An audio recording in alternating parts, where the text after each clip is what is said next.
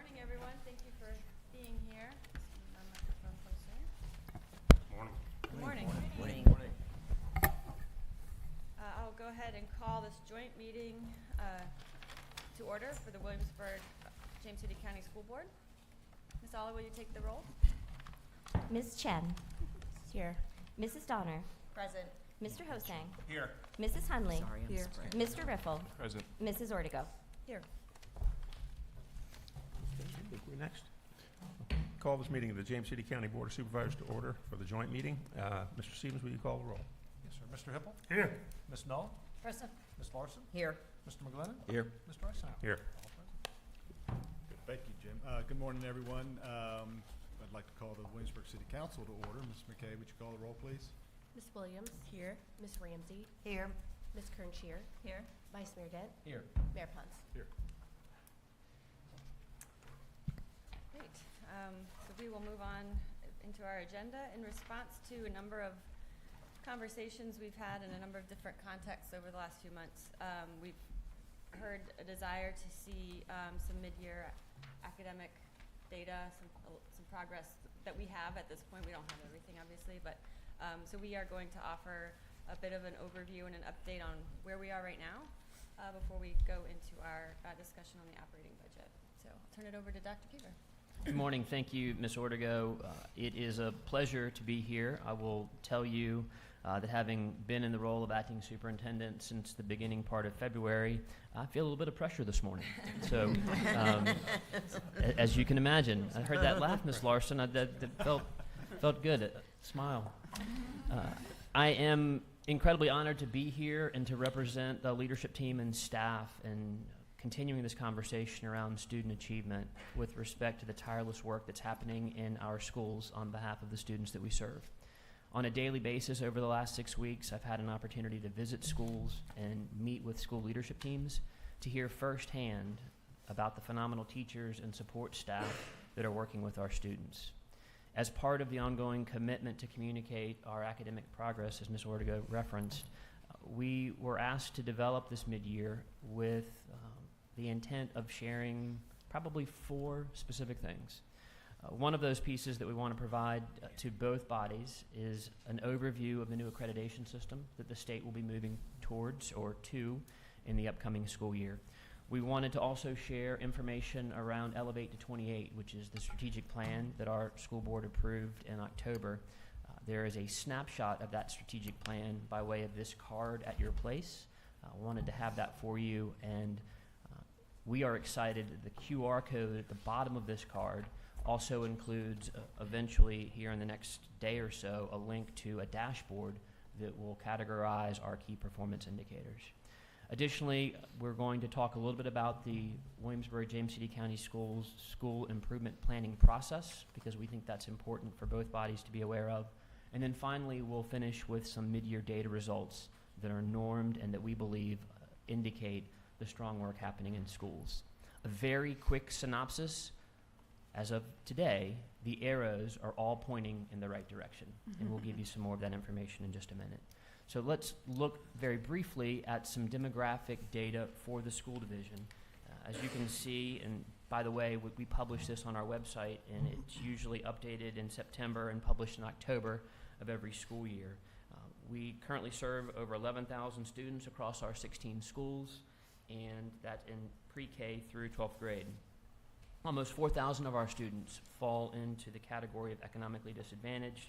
Over 1,000 students are English language learners. 1,700 plus receive gifted education services, and 1,800 plus receive special education services.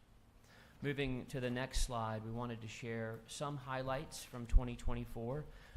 Both of these bodies are aware that in December, as we prepared and provided academic data, that WJCC is fully accredited, and we were excited about that then and we remain excited. What you see in front of you is the idea that the class of 2024 on-time graduation rate was 95.3%, which is the highest of all time. You'll also see some data related to the SAT mean scores, SOL test performance data, the idea that we were able to reduce our chronic absenteeism rate by a number of percentage points and bested the state by 6 percentage points, And then you'll also see on the slide information related to AP exams and CTE credentials. It's important for us to level set with you the outstanding work that's occurring now and foreshadow the things that are happening in the future. Sean Walker, Assistant Superintendent for Elementary Schools, and Kathy Worley, our Assistant Superintendent for Secondary Schools, will now take you through the rest of the presentation. Mr. Walker? Thank you, Dr. Geaver. Good morning. Morning. The next several slides will share additional information about Virginia's new Accountability and Support Framework model. During the summer of 2022, the Virginia Department of Education set out on a 2-year journey to revamp the current school accreditation system. There was an overarching desire to combine the two systems of accountability, which had numerous requirements, layers, differences, etc., into one new, more transparent system, braiding together all of the state and federal requirements. So knowing that these changes were coming for the 24-25 school year, the Department of School Leadership provided an overview training during the summer leadership series, followed by a more in-depth training at the November leadership and learning session with all division leaders and school leaders.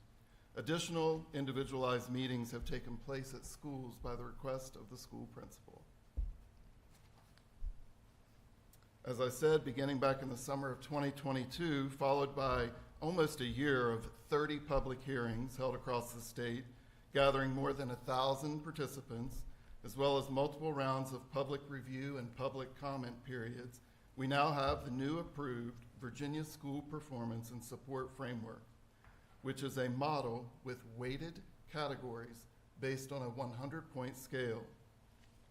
Similar to the previous accreditation model, this new model also focuses on student proficiency in English reading, mathematics, and science as measured by the SOL test and English learner progress.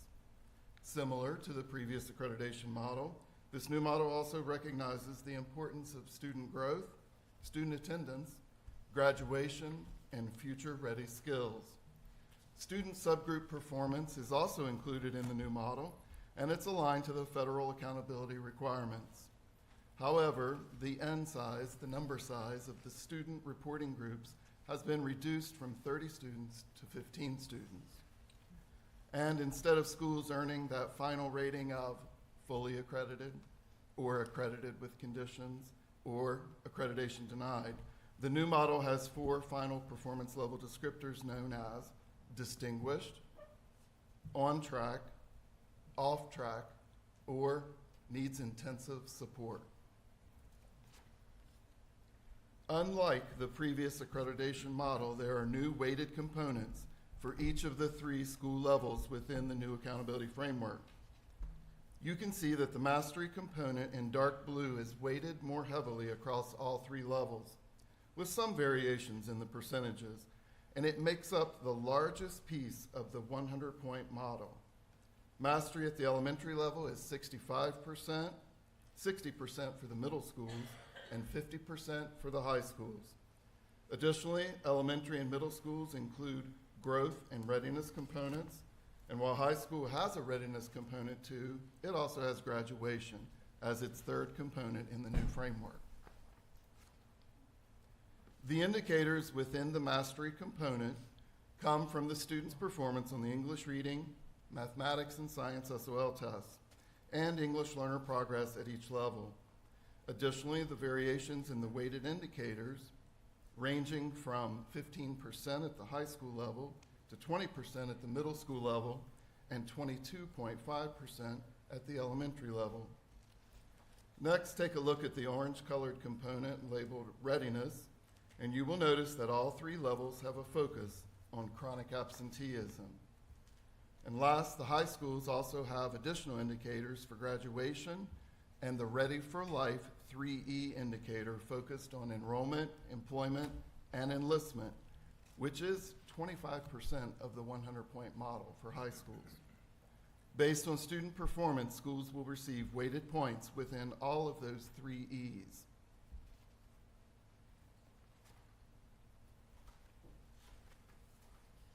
There are approximately 1,700 public schools across the state of Virginia, serving about 1.26 million students. To help all school divisions better understand the new accountability model, the Virginia Department of Education plugged in the 2024 spring SOL results in the new accountability framework. 65%, or 1,115 Virginia schools, would earn the top 2 performance categories, on track or distinguished, which is considerably lower than the 88% of all Virginia schools that are currently identified as fully accredited per the previous accreditation model.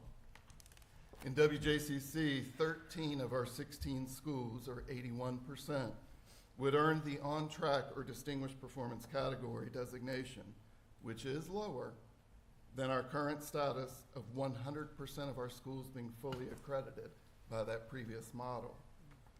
This information is also on the VDOE website, should you be interested in learning more. One indicator in the 3E framework for the high schools underscores the importance of being college ready and every student having access to rigorous coursework. Students earn various points to be used in this indicator's calculation, depending on the number of college-ready experiences they have. These experiences include receiving passing scores on AP exams and participating in dual credit courses and earning a grade of C or higher. A student having 3 or more of these experiences, which may include a score of 3 or higher on 1 or more AP exams and earning a grade of B or higher in a dual credit course, contributes 1 point to the school's Ready for Life indicator. Partial points can also be earned by students meeting slightly lower criteria, such as a lower number of college-ready experiences and/or grades in those recognized courses. It's important to note that students taking AP courses but not sitting for the AP exam are leaving accountability points on the table, which could be counted in the school's overall score in the new framework. This may negatively impact a school's final score and performance category ranking.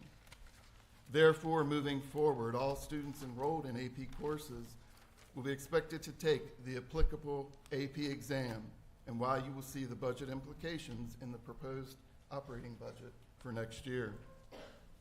The employment indicator of the 3E framework awards points based on the completion of career and technical education, or CTE, programs and earning state-approved, industry-recognized credentials.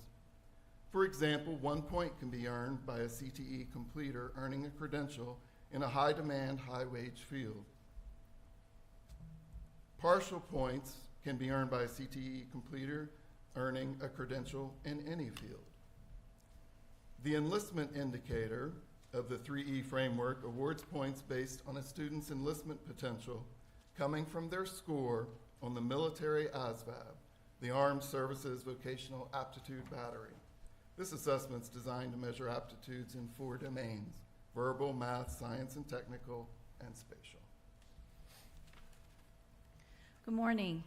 So you may ask, are we prepared to embrace and accept the challenges presented in the new framework presented from the VDOE? The answer is yes. In partnership with the school board and the school division's strategic plan, Elevate to 28, it is an updated and realigned roadmap guiding WJCC schools from its current state to its ideal state and creates a system of measurable continuous improvement. This is strongly aligned with the new accountability framework and provides a path for our work moving forward. We have provided everyone with an Elevate 28 information card, which outlines the highlights for our plan and provides a QR code that will take you to details on the division website. This plan is anchored by 5 collective belief statements that embrace a student-centered focus: engagement, communication, and providing a safe, positive, respectful, and collaborative working and learning environment for our students and staff that are critical aspects of Elevate to 28. This plan has one overarching key priority focused on academic achievement, college and career readiness, and educational equity. Our 4 supporting priorities include safety and security, human capital and positive culture, communications engagement, and organizational efficiency and effectiveness. Within each priority area are measurable goals. For example, the division's key priority on academic achievement, college and career readiness, and educational equity is the heartbeat of the school division and frames 13 goal areas underneath, along with the associated key performance indicators.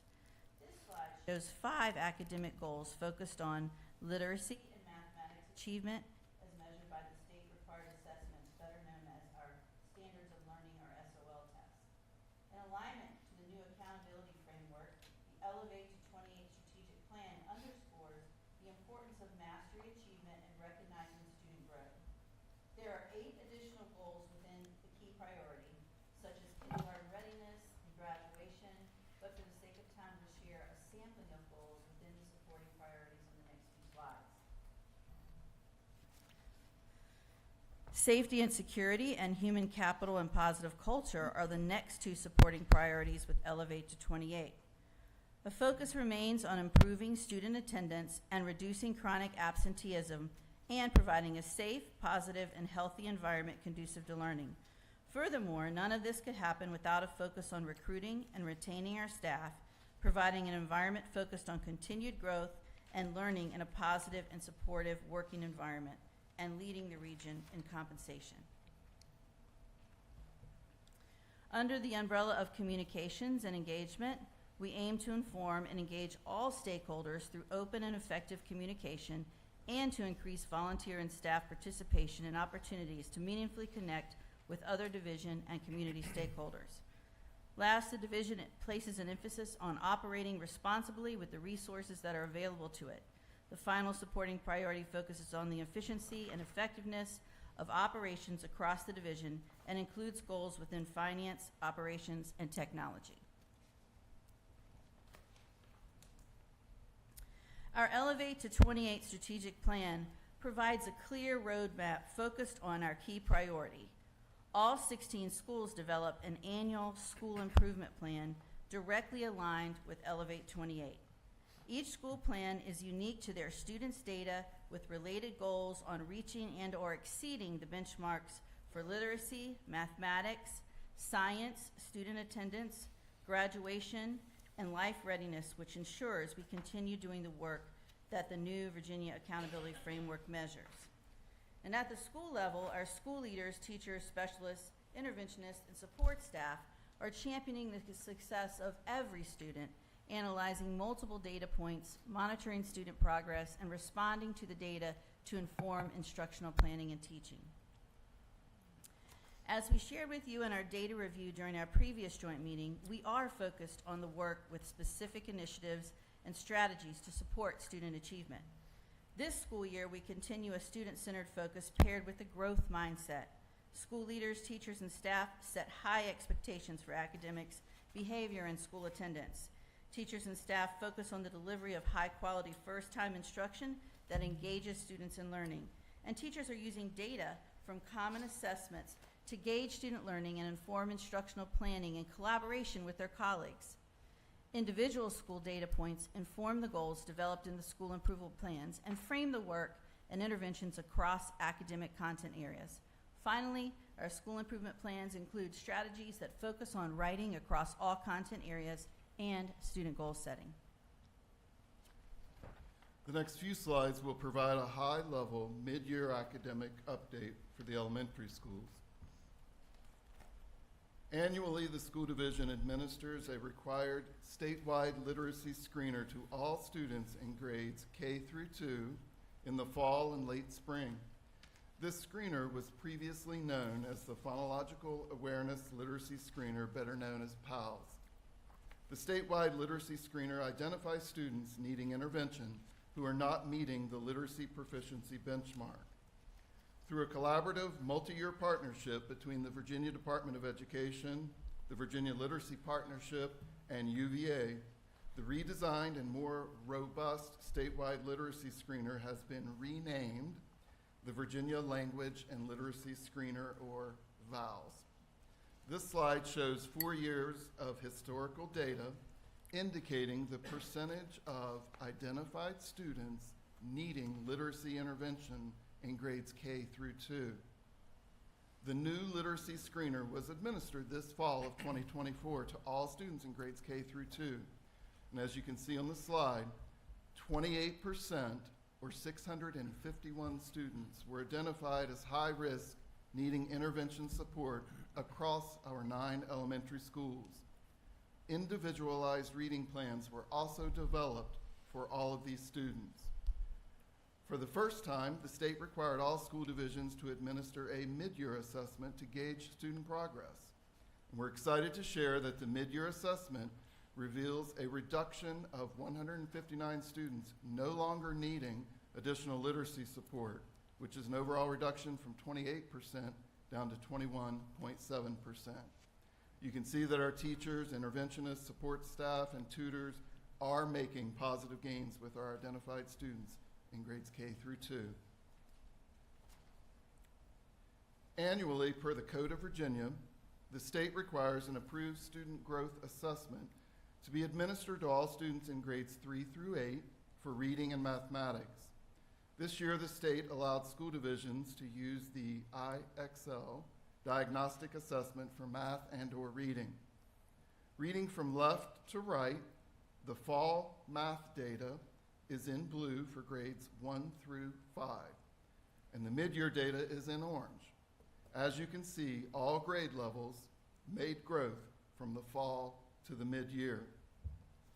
All students in first grade through 5th grade took this computer adaptive diagnostic snapshot in the fall and mid-year on their school-issued device. And based on that diagnostic score, the program builds a personalized learning path for each student. Students can work independently on IXL during small group math instruction. The program provides immediate feedback to the student, and it also has tutorial videos to help the student. Teachers can easily monitor their students' progress on an electronic dashboard and then work with the students on goal setting and celebrating student growth and achievement. For semester 1, 1,076 students, or 22% of the elementary enrollment, received additional literacy intervention beyond their classroom teacher. 767 elementary students, or 16%, received additional math intervention. The chart on the bottom shows the number of students who exited from the intervention for the start of the second semester. Additional tutor support happens during the school day for our identified elementary students. And again, we celebrate the focused work of our staff across our 9 elementary schools and including support from central office. The next few slides will provide a high-level mid-year academic overview for middle and high school. As seen earlier with our elementary data, a state-approved diagnostic growth assessment is administered to all students in grades 3 through 8 for reading and mathematics. Mr. Walker previously described how the program works in the classroom and is individualized for each student. This year, we utilized IXL in middle school for math and reading. Our students took assessments this fall with a mid-year check this winter. Reading from left to right, the fall data is in blue for grades 6, 7, and 8, and the mid-year data is in orange. All grade levels made progress and showed growth from fall to winter. The next slide takes a look at the same diagnostic assessment for math. Reading from left to right, the fall data is in blue for grades 6, 7, and 8, and the mid-year data is in orange. All grade levels made progress or showed growth from fall to winter. These data points for English and math are utilized to assess gaps across content and serve as only one piece of information supporting teacher decisions as they plan new instruction, incorporate new strategies, and plan extra support and interventions. It's important to note teachers use multiple data points and information daily to monitor student progress, including our common division benchmark assessments, exit slips, formative assessments, daily activities, assignments, and more. We are pleased with the forward momentum in English and math. The success of our students is supported by the incredible work of our staff across schools and central office. The next chart shows a snapshot of intervention provided for our middle school students during the day and after school. The top chart represents the number of middle school students served with strategic, data-driven intervention and support from a teacher or specialist during the school day. Our 7th and 8th grade students are assigned to an intervention block with a teacher, and our 6th grade students are served in class and in small group pull-out sessions with teachers. This equates to 623, or 23%, of our middle school students receiving direct literacy intervention, and 369, or 20.5%, of our middle school students receiving math intervention during the school day. Additionally, after school, we have 184 students currently enrolled in after-school tutoring. This number evolves as student needs are identified and as we get closer to the spring testing season. Now we'll take a glimpse of our graduation data. The WJCC 2025 graduation cohort has 975 students, meaning the students in this cohort started 9th grade during the 21-22 school year and are expected to graduate within 4 years in the spring of 2025. This slide includes our data and a definition of the terms used in the data categories on the chart. Currently, 96 of the 975 are on track to graduate on time with a standard or advanced diploma. 30 will complete school with a GED, with an additional 2 students currently working towards the completion of their GED. 17 students will earn an applied studies diploma, and about 20 students are currently on our dropout list. School teams continuously attempt to track down students, including our dropouts. They are also continue to support current students with remediation and intervention and provide opportunities for students to recover credits for coursework. Additionally, we assist students as they prepare for SOL retest or alternative tests to earn verified credits to meet graduation requirements. Our top priority is always supporting and encouraging students to make it a goal to earn an advanced or standard diploma. However, we ultimately are committed to ensuring that all students identify a pathway to post-secondary success with the skills to be life-ready, whether that be the traditional track or via a different path such as the GED that provides students the same opportunities as a traditional graduate. And as we transition to the next slide, I did want to mention to the group that we look forward to graduation ceremonies happening on Saturday, June 7th at Kaplan Arena. So hopefully you are able to join us for all, or 1 or 2 or 3, actually all, of the ceremonies. Dr. Worley? Our mid-year meetings with principals and school-based leadership teams are always informative and showcase the details of the extensive work in place to support our students and staff. One theme across mid-year conversations with schools is our school leaders and staff care about our students first and foremost. Schools are incredibly focused on building community and instilling a sense of belonging for all stakeholders. When students feel safe and cared for, they thrive academically and socially in school. Additional themes include our consistent communication of high expectations for student achievement and behavior, our focus on the importance of high-quality first-time instruction for all students, and our teams use data to drive instructional decisions and to provide extra support for students.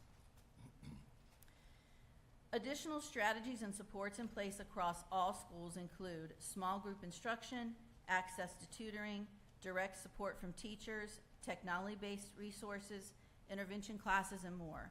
And finally, teacher collaboration enhances our instructional practice in our classrooms. Our school teams thrive on learning from one another and make this a priority.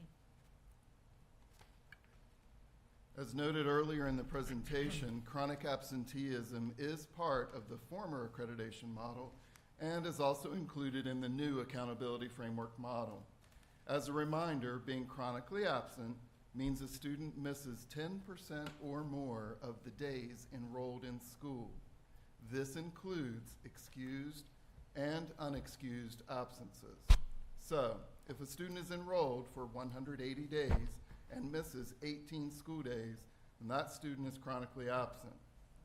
Our K-12 semester 1 attendance data shows that 12.2%, or 1,389 students, are chronically absent, meaning they've missed 10% of the current days enrolled in school for semester 1. This is a considerable improvement when you compare it to the 23-24 semester 1 rate of 15.3% being chronically absent. Schools are consistently sending parent notifications, conducting attendance meetings, developing attendance plans, making home visits, and working collaboratively with city and county partners to hold students and families accountable while also ensuring intervention and support. These continued improvements reflect our commitment to fostering a culture of daily attendance and student engagement in school. Madam Chair, members of the board, Dr. Kiever, members of the Board of Supervisors, City Council, Mayor Pons, that concludes our mid-year overview, and we can pause for any brief questions or comments before we turn it over to Mrs. Ewing to hear more about the proposed budget. I had a question. Thank you. Yes. So, you said about the AP exams, they would be expected, not required. I think we could use the term required. We could use the term mandate. Our goal is if we're able to fund the request, that we would, every student that's enrolled in an AP course would take the subsequent AP exam. And then the other question I had was on the military. How do those scores get back to the division in order to get points for that? I would say not as seamlessly as we would like. I think we continue to work with our recruiting partners on how to make that happen. I'm not sure whether Mr. Walker or Dr. Worley could speak to that a little bit more specifically. It has not been a seamless process to this point, but as the state is now including that in the accreditation framework, we are hopeful for some additional support at the state level to help make that happen. Okay, and then just one last question. We will be undergoing some sort of change of administrations next January at the state level. Is there any type of insurance from VDOE that this will be the program for 5 years, 10 years, or could a new administration change this program? I don't believe that there is anything that says that this could not change in 5 years, but it's a legislative process. Okay. So we would like to avoid the whiplash phenomena as we plan forward for the new framework, and it would be our hope that this remain the framework so that we can all understand what it looks like and feels like. I'm not sure it does any of the school divisions a benefit to have that flip over in 18 months or 2 years. Thank you. Yeah, I just had one question about the differences between accreditation and the new 4 levels. If you have in a school that is considered off track, is that considered accredited or not accredited? In other words, what's lost in translation, and what does it really mean? That's a great question. Mr. Walker, can you provide a little bit more context around that, please? Sure. The former terms will no longer be used. Okay. And those new terms will be. So for instance, if a school would be deemed off track, they would be eligible for certain supports from the state, such as a school applying for a school improvement grant, receiving financial funds to have a specific focus on improving maybe potentially a particular student reporting group that they're trying to improve. Okay. But it's those 4 new names. So technically, it won't. We won't use terms like accredited with warning or fully accredited. Okay. We will report out that X number of schools are on track, X Correct. number of schools are distinguished, X number of schools are off track. Okay, thank you. But off track, is it fair to say that off track is the closest equivalent would be accredited with conditions? If we had to try to pair Yeah, that, okay. yes. Just to translate it to what we've been used to. Because people will try to make that connection, Sure. and I'm just sort of trying to figure out, I think How- to your point, how- one of the things that we'll need to do as we get into the fall of the school year, when the SOL test results are available to school divisions through the course of the summer and into August and September, as we talk with our community about what those results mean, we'll need to provide context Okay. around the shifts in the framework. Okay. Because what we have called it previously will not be what we call it moving forward. Okay, thank you. Mr. McGlennon? Can I first of all just thank Mr. Walker and Dr. Worley for the very informative presentation. It really helps us a lot to understand what's happening, and the change, and once again, is being brought forward that school systems have to accommodate themselves to try to meet those changing standards, shifting sands that occur quite frequently. I want to congratulate the schools and the teachers and the students for the improvement that you're showing at the mid-year point. It's just one data point, obviously, but it's encouraging to see the impact of the interventions that are taking place and the ability of students to show progress. I was particularly pleased to see that a significant number of students were moving out of the need for accommodation, in a sense, over the course of the first half of the semester. So congratulations on that, and hopefully we'll see it going forward. I'm hopeful that, I guess I'd just like some reassurance that we've had a pretty rough start to this calendar year with I'm not sure what you're talking about, Mr. McGovern. Has it snowed? Have we had snow days? We've had a few snow days, a few other challenges that lay on top of those snow days, including, I understand, adaptation to new curriculum is Sure. requiring significant teacher time for training and so forth. Do we feel? Do you feel confident about how well we'll be able to maintain this kind of progress that you're showing in this year report? I think we are pleased with the results so far, but we're not satisfied. And one of the things that we continue to hear as we meet with school leadership teams is a laser-like focus on meeting the individual needs for each student. I think we've done 14 of the 16 mid-year review meetings, and in each of those meetings, I have been blown away at the level of specificity about individual and specific student needs.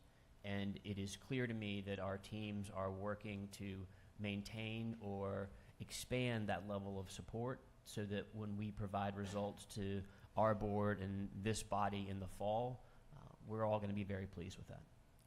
Great. Well, again, I want to congratulate you on what the progress that's been made so far. Obviously, we'd love to be able to see performance at the school level and see among the particular groups that have been identified as in need of special attention that we're achieving that across the board. So thanks very much for what you've provided already, and we really do appreciate the transparency. Yes, sir. I think our intent would be to come back to both bodies as we get into the fall with specific data, not dissimilar to what we did in December, and be able to provide it by subgroup and show some of the strengths and perhaps challenges that each school is facing. Thank you.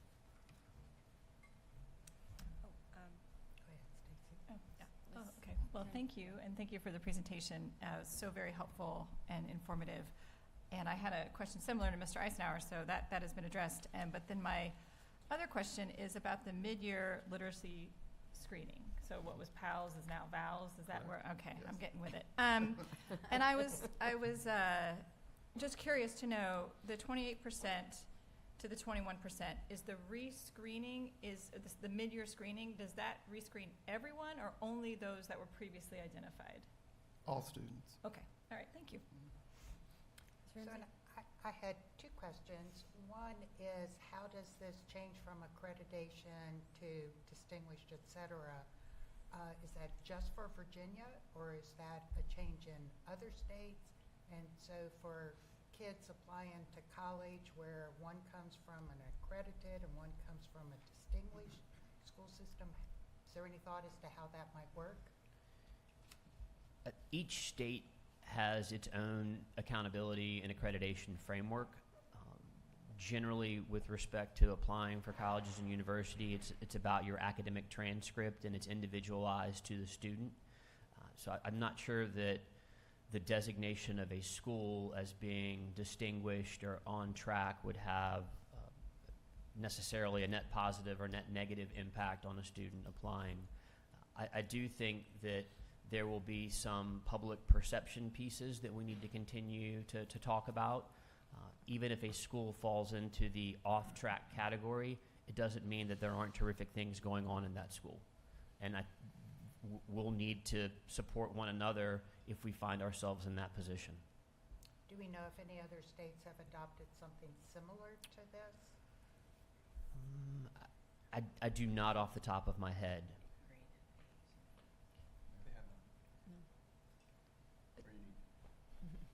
We're unique, Mr. Riffle indicates that we're unique. as we are in a number of ways. And my second question was, you talked about specificity of data. So is the goal to break this down to individual schools so that we can see how one elementary school is doing in terms of its literacy level from previous year? I'm not sure that we would provide that necessarily at the mid-year point, but I think that as we get through the full testing regimen and get through SOL tests and receive results back, that we would come back in the fall. I think last year we did it in December, but at some point be able to provide a more targeted overview with respect to the 16 schools and the performance levels. So just one follow-up. You have 3 schools that are not, you said 13 out of 16, right?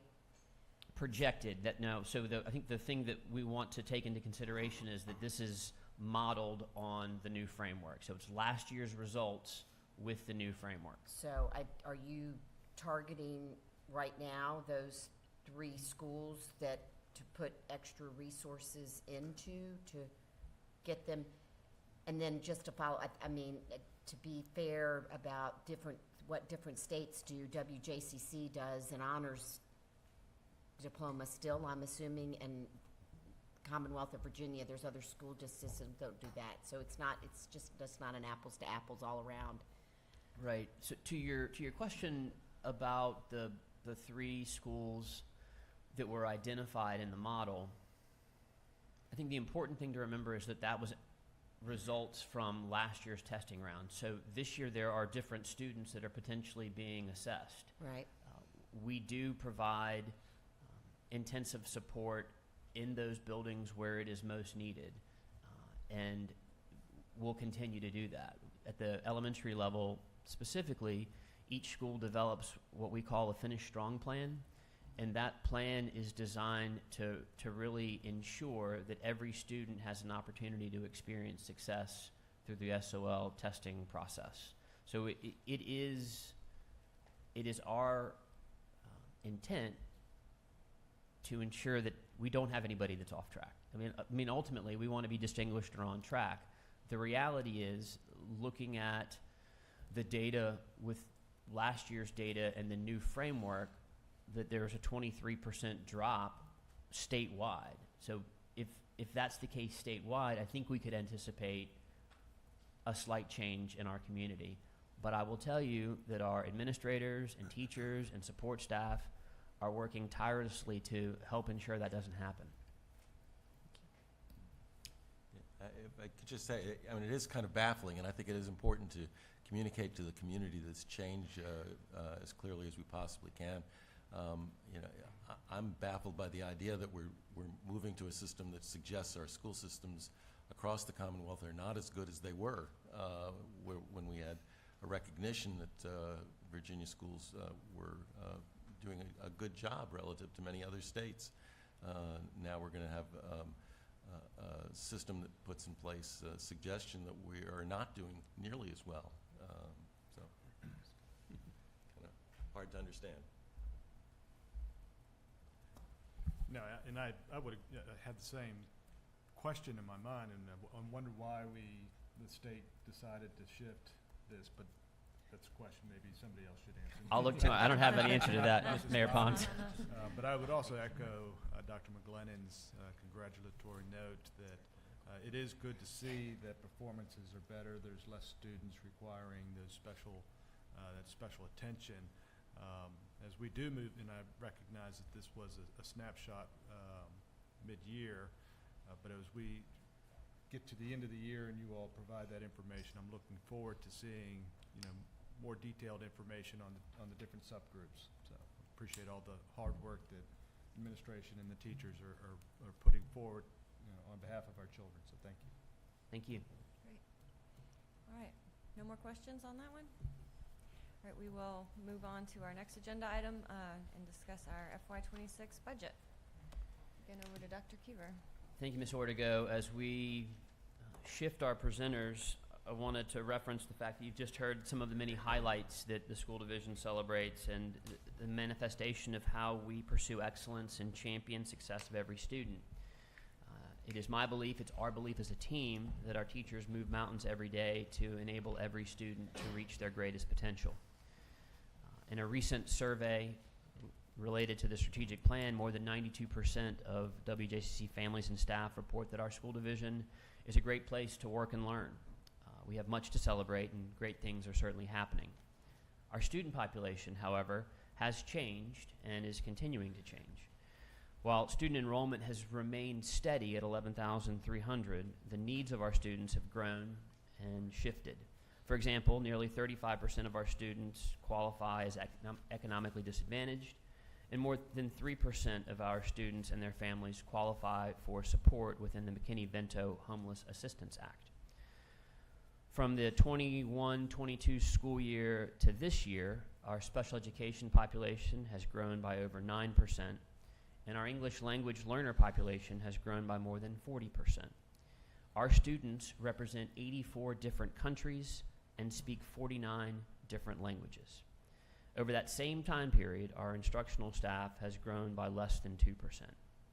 I also want to mention that as we talk with teachers, as we talk with administrators, the idea that 45% of the behavioral referrals at the elementary level are for students in kindergarten and first grade is disconcerting.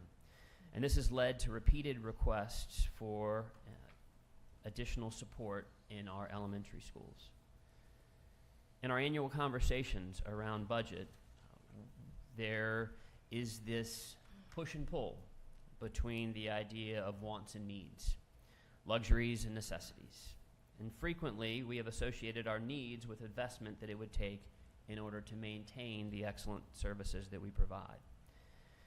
The question becomes, as you will see over the next several slides, what will the level of community investment be with respect to this operating budget?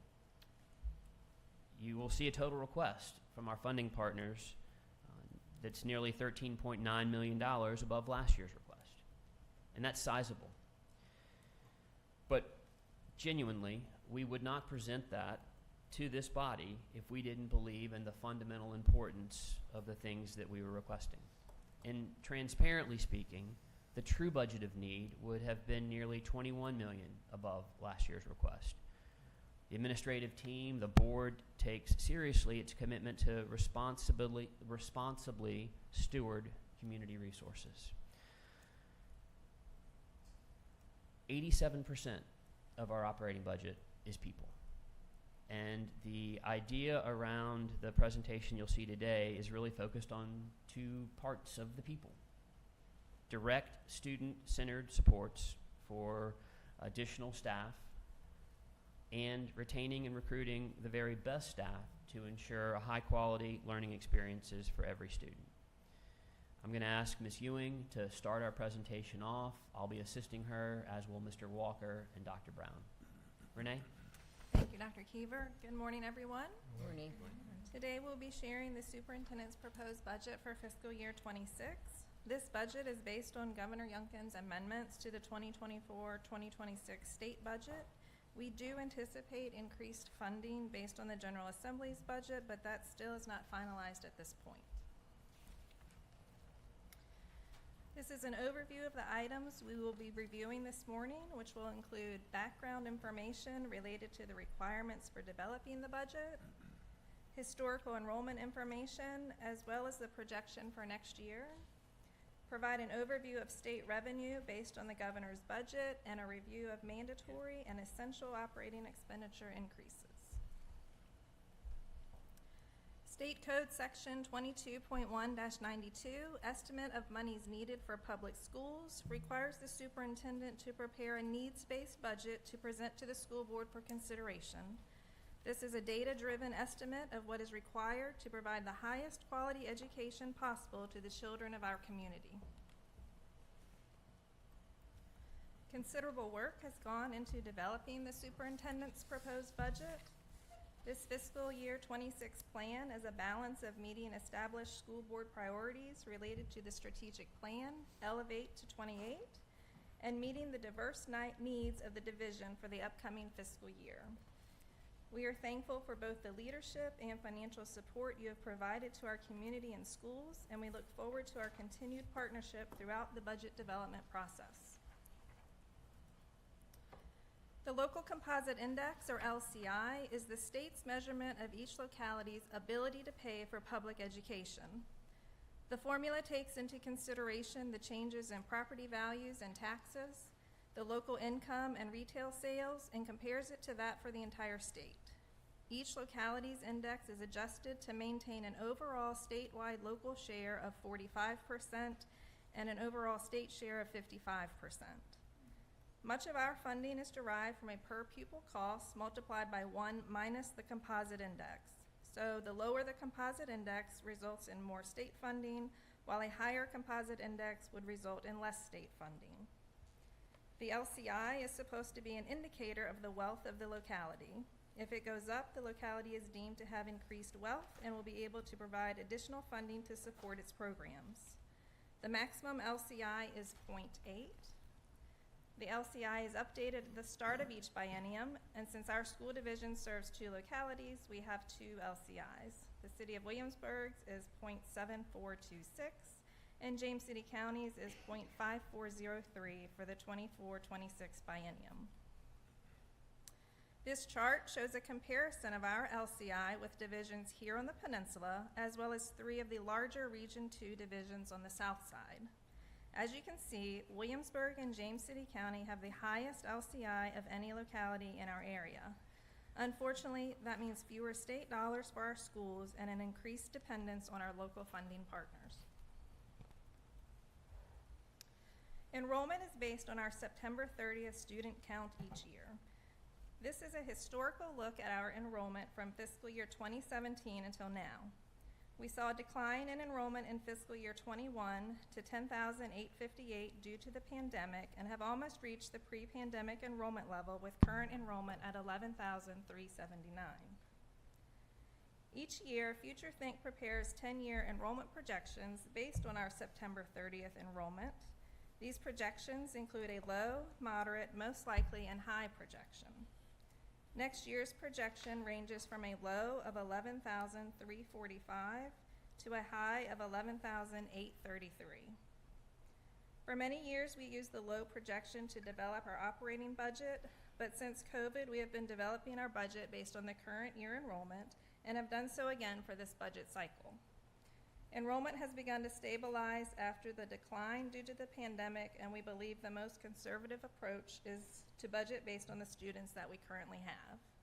And as a reminder, these enrollment numbers do not include preschool students, which total 395 each year. Currently, our state revenue is based on the governor's amendments to the 24-26 biennial budget and is an increase of approximately $2.4 million. The General Assembly has approved a budget which includes funding to fully eliminate the cap on funded support positions. Additionally, funds are included to establish an add-on payment to basic aid for special education students. The estimated funding impact of these items is an increase of approximately $1.9 million.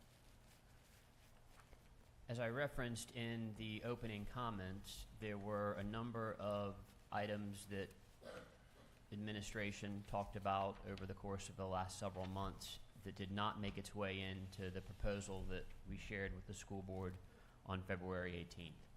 That includes nearly 21 FTEs, request for additional and increased stipends, contractual changes, meaning the number of days that certain employee groups would work, and then, while we'll talk about it in a few minutes, the compensation study that the school division underwent over the course of the fall and into January. We initially are recommending a 3-year implementation, with this year coming up in fiscal 26, year 1. We did not bring forward the idea of bringing the whole compensation study amount into this budget. So somewhere in the neighborhood of about $9.6 million did not make it into our initial request. In addition to enrollment data, we use the strategic plan to guide the development of the budget and to ensure the budget supports the needs and goals of the school division. As we start a review of the expenditure increases included in the budget proposal, the first category is those items considered mandatory increases. These include mandatory positions required by state-mandated staffing requirements, as well as cost increases for contractual obligations the school division has.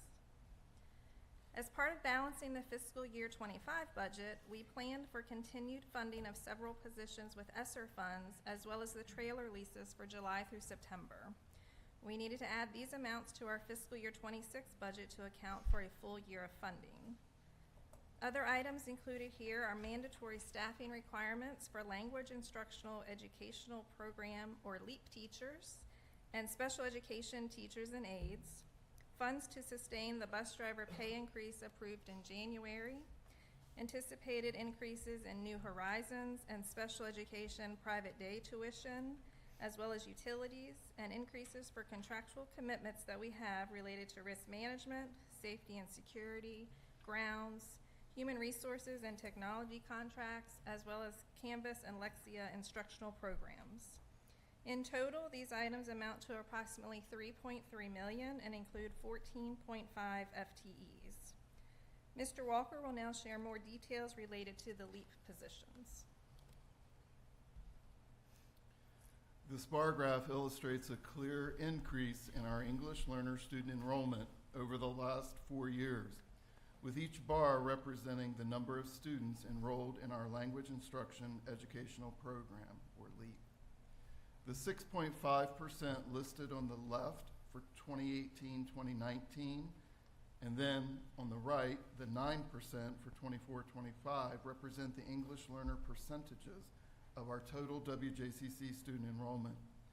This consistent growth in English learner enrollment over the last 4 years suggests a rising demand for English language support for our EL students, ongoing investment in resources, staff training, and tailored support services to meet the diverse needs of this expanding student population.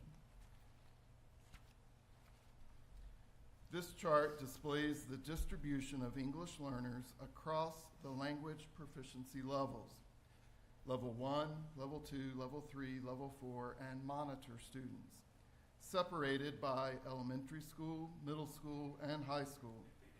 Notably, Level 1 and Level 2 students combined represent about 47% of our total English learner student enrollment. Level 1 students are mostly newcomers with very little English, and Level 2 students are beginning to develop their English language acquisition.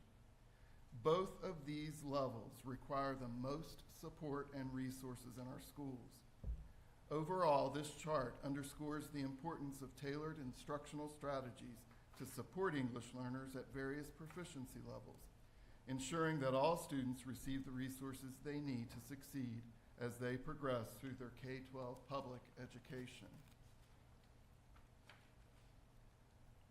The Language Instruction Educational Program, or LEAP program, was staffed based on the Virginia Department of Education's guidance of 1 to 50, which means for every 50 English learner students, there should be one LEAP teacher.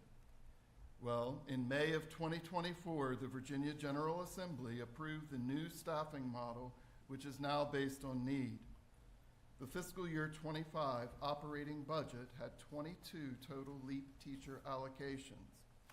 With this new mandated staffing model that goes into effect for school year 25-26, and for us to remain in compliance with the standards of quality, we will need a total of 31.09 LEAP teachers.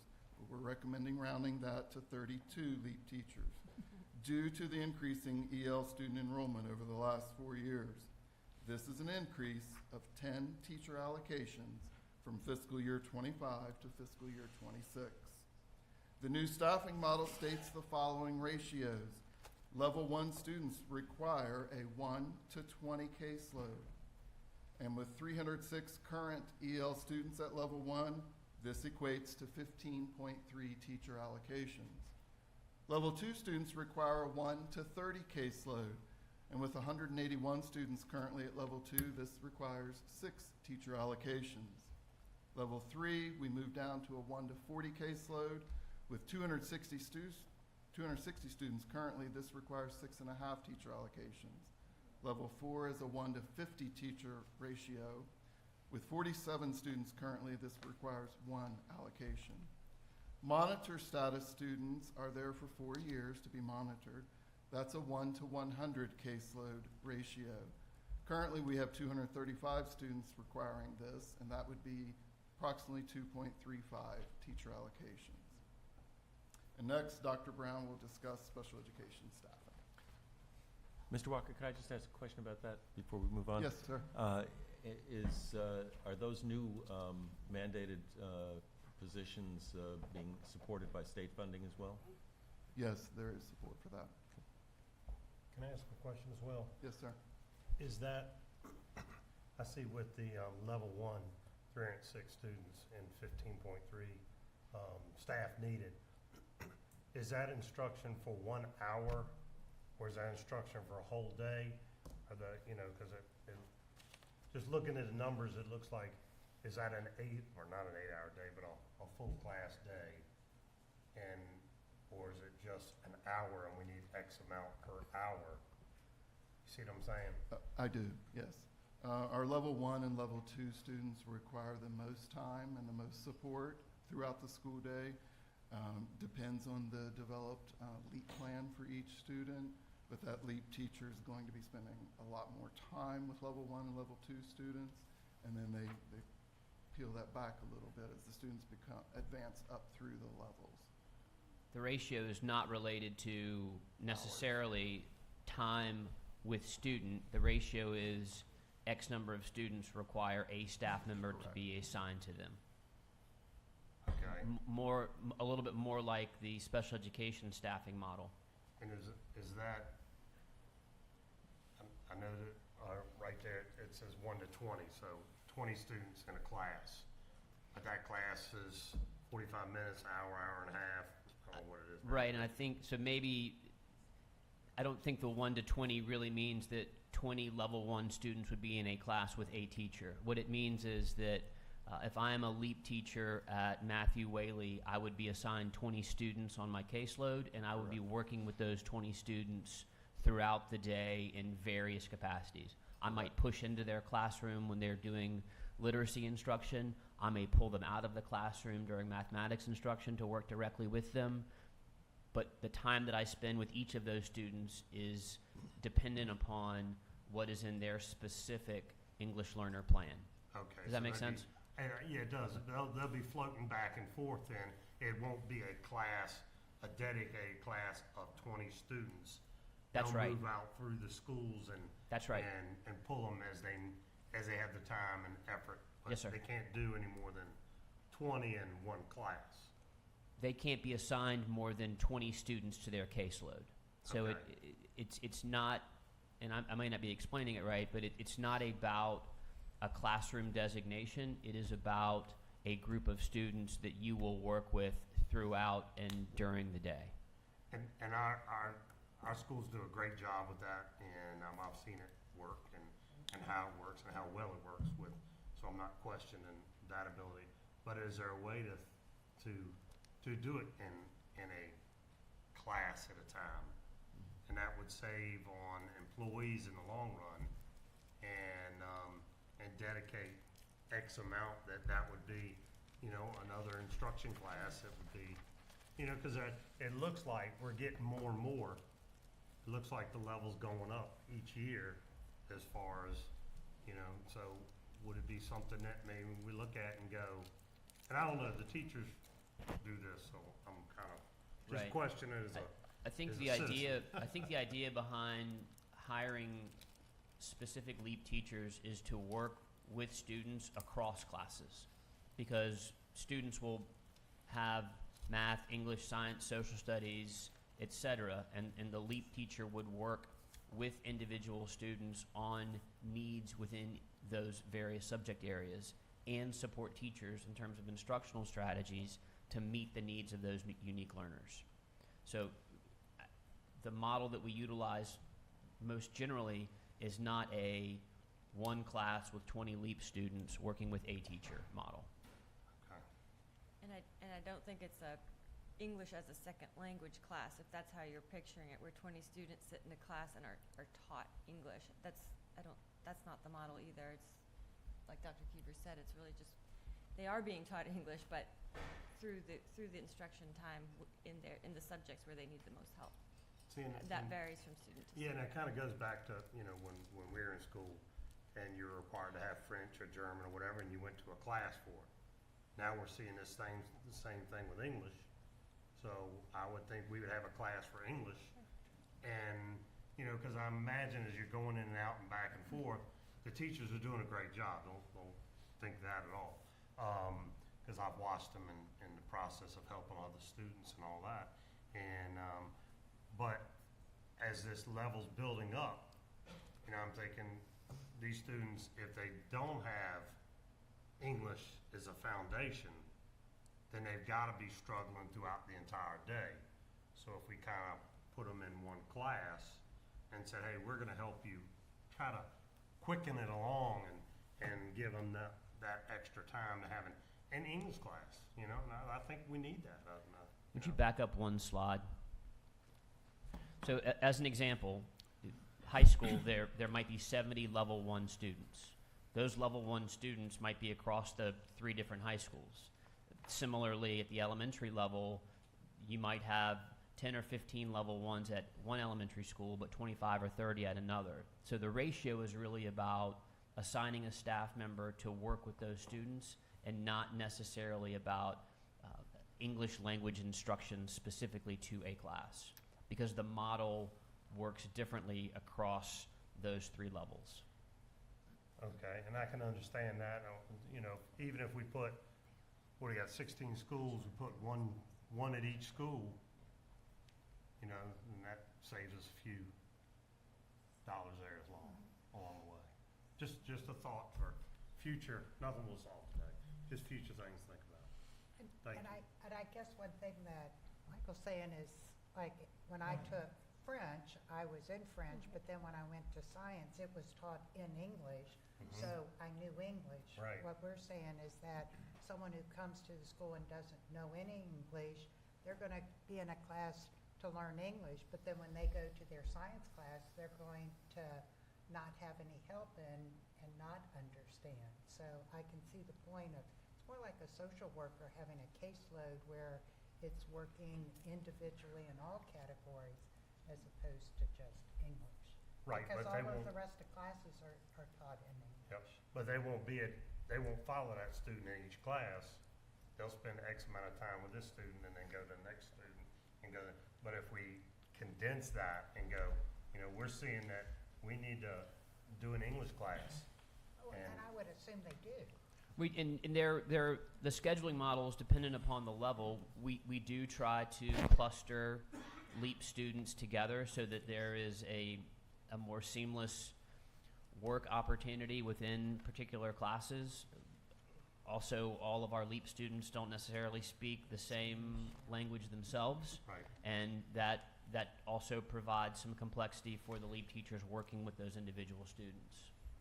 Yeah, and, you know, and I don't want anybody to think that I'm questioning anything, just thoughts and Yes, sir. and things that might help, may not, as y'all put your stuff together for the next school year and that sort of thing, because I've had 7 children through the school system, and I love the school system. Y'all do a great job, so. Thank you. I've got plenty of knowledge for 30-some years here, so our school system's top-notch. Thank you. And he means it because he's not running anymore. I think he meant it before that, though, too, right? Like, even when he wasn't running, he still meant it, right? Yes, he meant it. Yeah, right. That's right. On that note, good morning.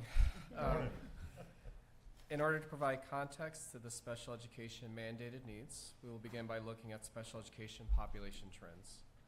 The numbers presented here represent students receiving special education services as documented on the December 1 state reporting document.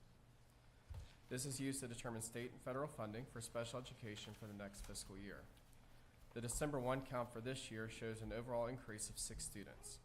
This projects a potential stabilization to our overall special education population. This slide highlights the increasing special education population at Bright Beginnings, along with students in grades kindergarten through 12. It is important to note that the overall percentage of the enrolled kindergarten through 12 students receiving services with an IEP is 16.4%. Historically, the percentage of enrollment for special education in Bright Beginnings trends upwards over 60% as we progress throughout the school year. Looking at this year's data, the number of caseloads above the maximum caseload is at 1. These caseloads adjust monthly based on revised IEPs requiring increased services, as well as transfer and newly eligible students. It is important to note that these caseloads numbers reflect caseloads against the total allocations for each school.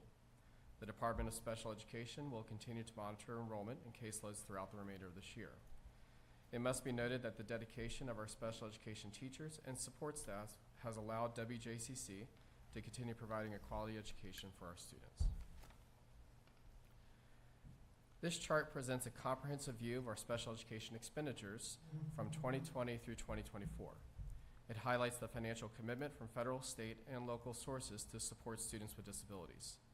The increasing trend in total expenditures reflects our ongoing investment in maintaining and serving the increasing needs of our students as they evolve.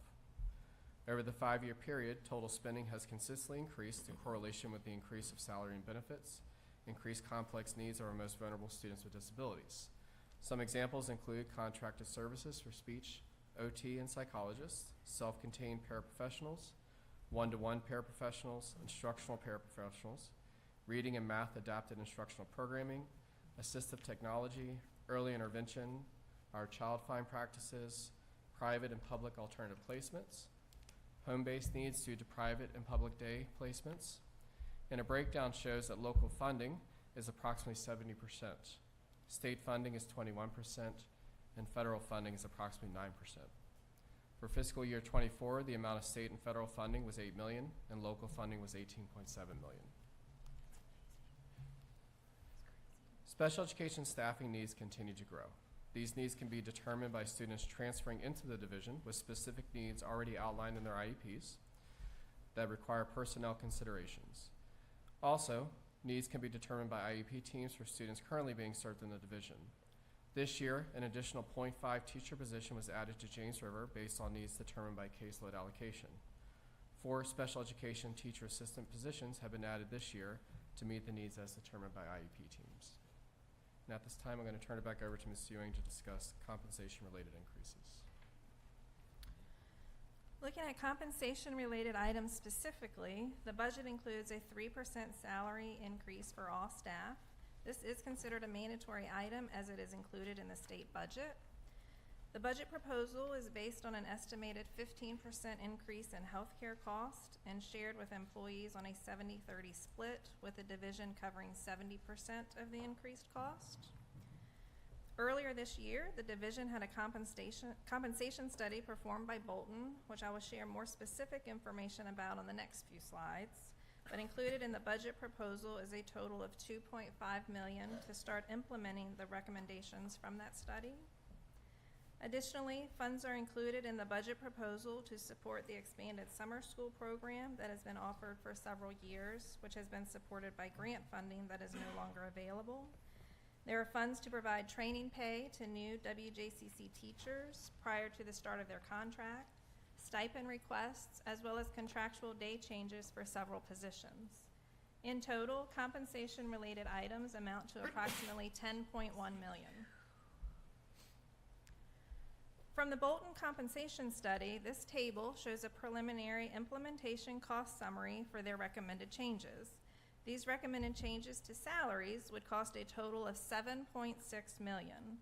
$1.7 million for the combining of our support and administrative scales into a general range scale, and $5.9 million for the teacher scale. These cost estimates do not include benefits and also assumes all recommendations are implemented in a single year. Once benefit costs are added in, the total is $9.6 million. This information from Bolton's compensation study shows our lack of competitiveness with our peers across our teacher scales. We range from 2.7% to 8.4% behind our peers. Likewise, related to our support staff, this table shows that approximately 64% of our support staff are paid below a competitive range as compared to the market and our peers. We thought it was important to share with you some specific regional rankings as well. Working under the assumption that our regional competitors will also do a 3% increase, you can see where we are in the region related to a Bachelor of Arts Step 0 to Step 1 teacher. Looking at the next slide, again, utilizing the 3% increase at the state level, you'll see that we drop further behind in the regional rankings for a master's teacher on Step 0 to Step 1. We continue throughout the year to have vacancies. Our goal on the first day of school is to be 100% staffed. On the first day of school, we were about 99.2% staffed. The number of teachers that enter and leave the profession during the course of the school year has continued to grow. And right now, for this current school year, we have 8 teaching vacancies in the month of March. At the same time, as you look at the trend data, and that slide advances right there, we have a pretty significant turnover trend. So year over year, we are hiring more than 100 teachers, a high of 172 in fiscal year 24 to nearly 135 in fiscal year 25. The work of our Human Resources Department is never ending, and it is always, always recruiting season. Let me insert here a public service announcement that tomorrow morning at 9 a.m. we're having a staffing event at War Hill High School. Anybody that is watching or has friends who are interested in working for WJCC should come to War Hill tomorrow at 9 a.m. As we look at the Bolton study, it is important for us to also share with our funding partners our regional ranking with some of our staff members who are on the lowest end of our current support scale. And our scale starts at grade 5, and grade 5 includes custodians, cafeteria staff, and bus aides. Again, assuming the 3% increase across all of those divisions, you can see how we would compare. Grade 6 are teacher assistants. Again, we're providing this comparison for you with a 3% salary increase that is coming from the state budget. And then grade 7, this is a second level of our teacher assistants, and this is also where we begin our clerical level. You can see where we stack up with a 3% increase. Finally, we wanted to share information about bus drivers. You may be aware that the school board supported a mid-year $3 an hour increase for our bus drivers, which helps us be significantly more competitive across the region. But you can see we still lag behind a couple other divisions depending upon how they approach compensation going into the next fiscal year. As we look to implement a year 1 plan from the Bolton study, the budget proposal includes $1.9 million to adjust the teacher scale where we are behind our competitors. We plan to target mid-career teachers to support their continued work within our organization. The average increase would be close to 5%, with some teachers receiving between an 8 and 9% increase. The new beginning bachelor's teacher salary would be $55,311 per the Bolton recommendation. Teachers at the top of the pay scale who might not ordinarily be in line for a 3% pay raise would also receive a top of the scale payment to ensure that they will also receive a 3% increase. We also plan to smooth out the transition between steps to ensure that we have at least a 0.5% between each step. Similarly, as we consider the unified scale, $600,000 is included in the budget proposal to address the areas where we are behind our competitors. We plan to focus on our lowest paid employees within grades 5 through 16, with over 100 employees being brought to a new minimum with an overall increase of more than 3%. All staff on this scale will receive a minimum 3% raise, and the new minimum pay would start at $15.50 per hour. As with teachers at the top of the scale, any employee at the top of the unified scale will also receive an additional payment to ensure that they will also receive a 3% increase.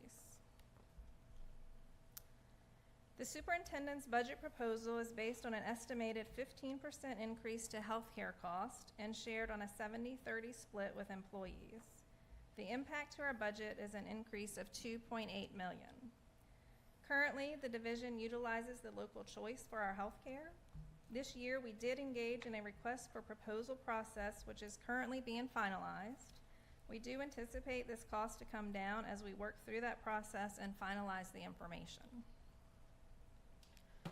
On this chart, you can see the historical health insurance rate increases with the local choice over time from 2013 to present.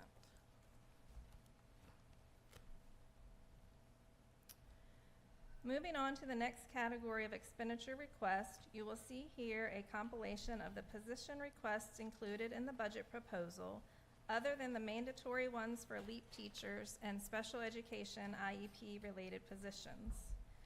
They are separated into school-based staffing requests, which are at the top in the darker green.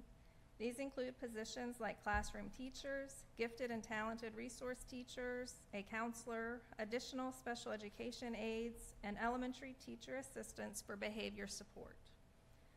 The elementary security positions are currently grant funded. Next year will be our final year of eligibility for the grant, so the budget proposal includes moving these positions into the operating fund. We may know by final budget adoption in May if we will receive funding for these positions. However, this grant does have a matching requirement, so even if we receive the grant again for all 9 positions, a minimum of $250,000 will be required in the operating fund to support the match requirement. The next section represents positions that provide direct school support. These are positions that we recommend transitioning from grant funds into the operating fund next year, and include speech-language pathologists, as well as the portion of the K-5 literacy coordinator that is grant funded. The last section represents central support positions in human resources, finance, and operations. In total, these position requests amount to approximately $3.1 million. And we will now share more specific details surrounding these positions. In order to maintain our adopted class size ratios at the elementary level as outlined here, we anticipate needing an additional 3 FTEs at a cost of $270,000. And in order to maintain our adopted class size ratios as outlined here for high school, 4 additional teachers will be needed next year at an estimated cost of $360,000. This will be reviewed once course requests are finalized. For the 25-26 school year, we will need to add 1 school counselor to maintain our current level of service. The addition of 1 school counselor will allow us to maintain the recommended ratio of 250 to 1 set by the American School Counseling Association. Additionally, this supports our ability to meet the Virginia State Code of providing 80% of counselor time in direct services to students. In alignment with the division strategic plan and the key priority, we are requesting 1 additional assistant principal for the Bright Beginnings pre-K program. The Bright Beginnings pre-K program has 1 principal and 1 assistant principal, supervising a staff of about 85 employees at 5 elementary schools, 32 classrooms of close to 400 students. Running parallel to the physical construction of a new school, or in this case, 2 new pre-K centers, the school division has historically hired a planning principal prior to the opening of a new school facility. Therefore, in a similar approach, we're requesting a 2nd assistant principal allocation for the Bright Beginnings pre-K program for the start of the 25-26 school year. This 2nd assistant principal would allow the current principal to have a more direct hand in the detailed planning needed to bring 5 sites of 85 employees together as 1 team supporting 500 students at the 2 new pre-K centers. Once the 2 new pre-K centers are open with staff and students in the 2 buildings, we feel it's imperative to have an assistant principal at each site daily, allowing the principal to move between the two sites, performing essential duties, and leading the entire program. Furthermore, our Bright Beginnings pre-K program serves our most at-risk students, with close to 60% of those students receiving special education services. And to put that into perspective, our 9 elementary schools have a range of 14 to about 21% of their total students receiving special education services. Again, in alignment with the division's strategic plan and the key priority, we're requesting 2 additional gifted and talent development teachers to work directly with students in grades kindergarten to 2nd at 2 of our elementary schools. Elevate to 28 emphasizes the importance of pursuing excellence, championing the success of every student, and increasing the identification of K-12 gifted students from underrepresented student groups by 5%. Furthermore, Goal 1 of the school division's local gifted plan supports the idea of elevating the thinking of all students to uncover student potential for rigorous coursework and programming, such as our gifted program. The elementary gifted program has 3 main core components. Talent development push-in lessons for every K-2 classroom using Harvard's Project Zero thinking routines, followed by classroom visits into all K-2 classrooms to co-teach and monitor students' need for challenge. Teacher collaboration through team and departmental planning, and providing differentiated instructional strategies and materials to challenge all students in the regular classroom. Over the last 3 years, we've implemented the pilot program at James River Elementary by providing 2 full-time gifted resource teachers at that school. 1 gifted teacher focuses solely on grades kindergarten through 2nd grade, while the other gifted resource teacher is working with the upper elementary grades.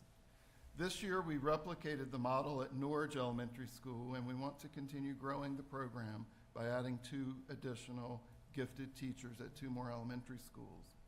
Currently, the remaining 7 elementary schools also receive talent development push-in for grades K-2, but those schools share 2 traveling itinerant gifted teachers to serve them. This means the itinerant gifted teacher is only at the assigned school once a week. Thus, the program components must be spread out over the course of a month, meaning the students receive 1 gifted push-in lesson per month, compared to the 8 push-in lessons received at James River and Norridge. And now I'll hand it off to Dr. Brown for further conversation.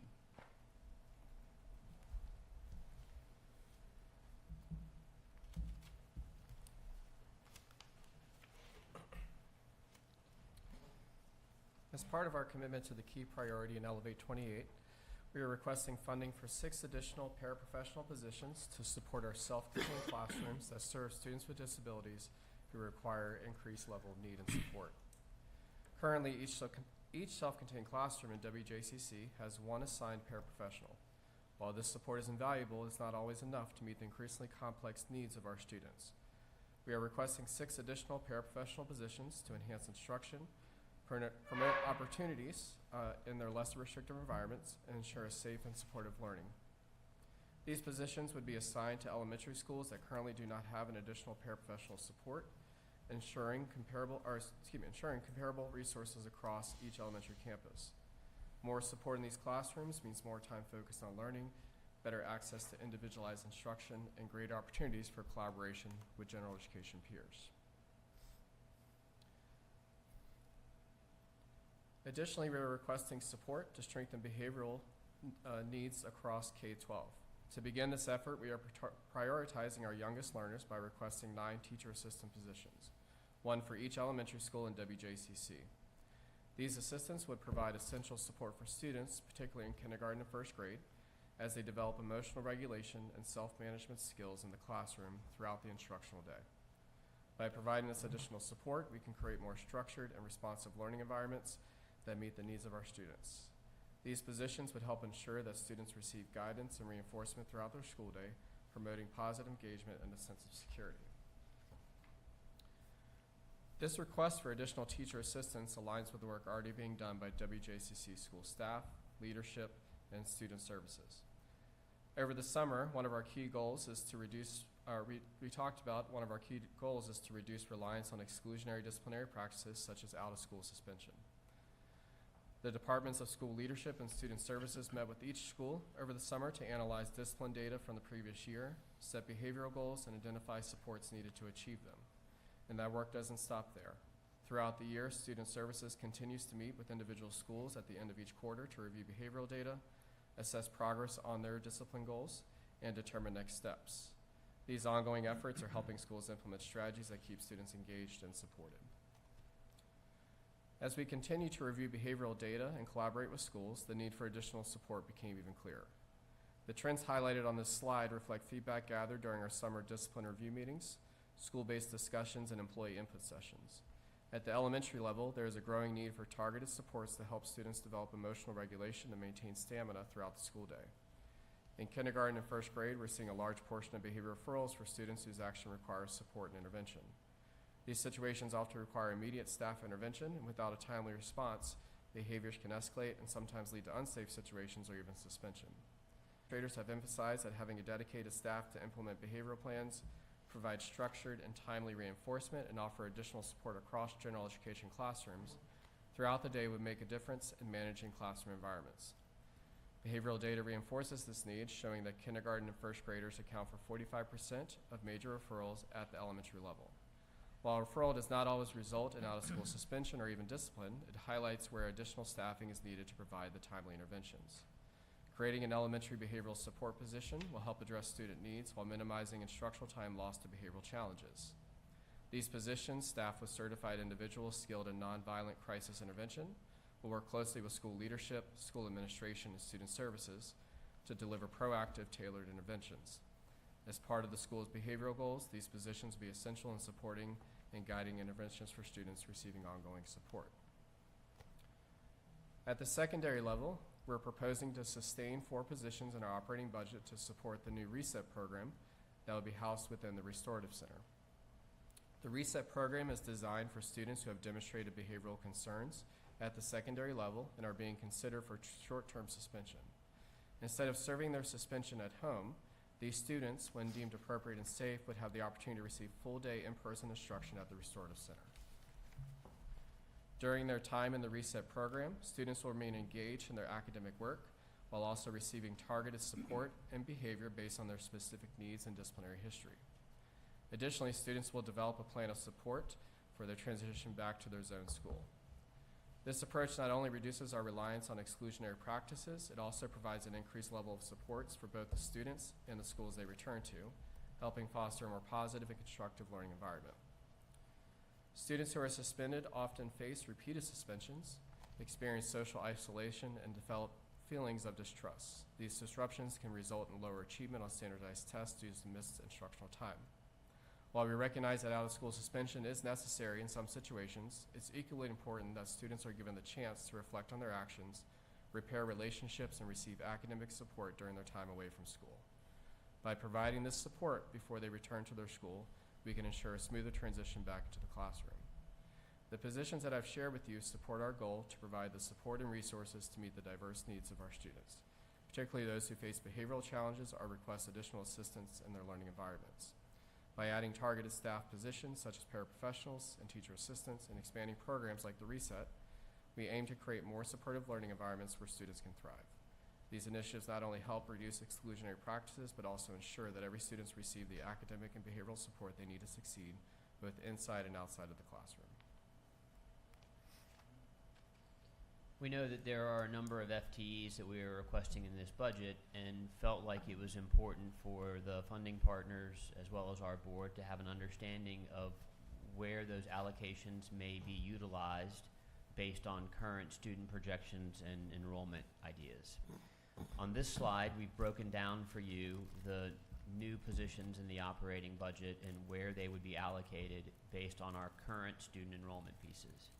I do want to add the caveat that student course requests, enrollments, withdrawals change over the course of the next several months.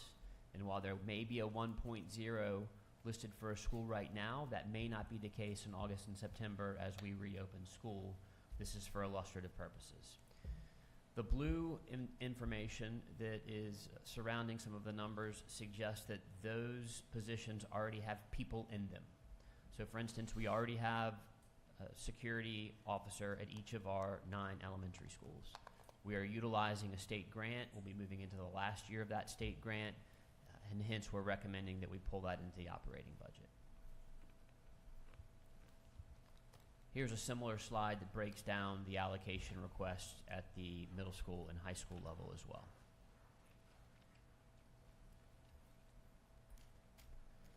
There are several positions that are included in the operating budget that we consider to be essential as well. They are essential based on our ability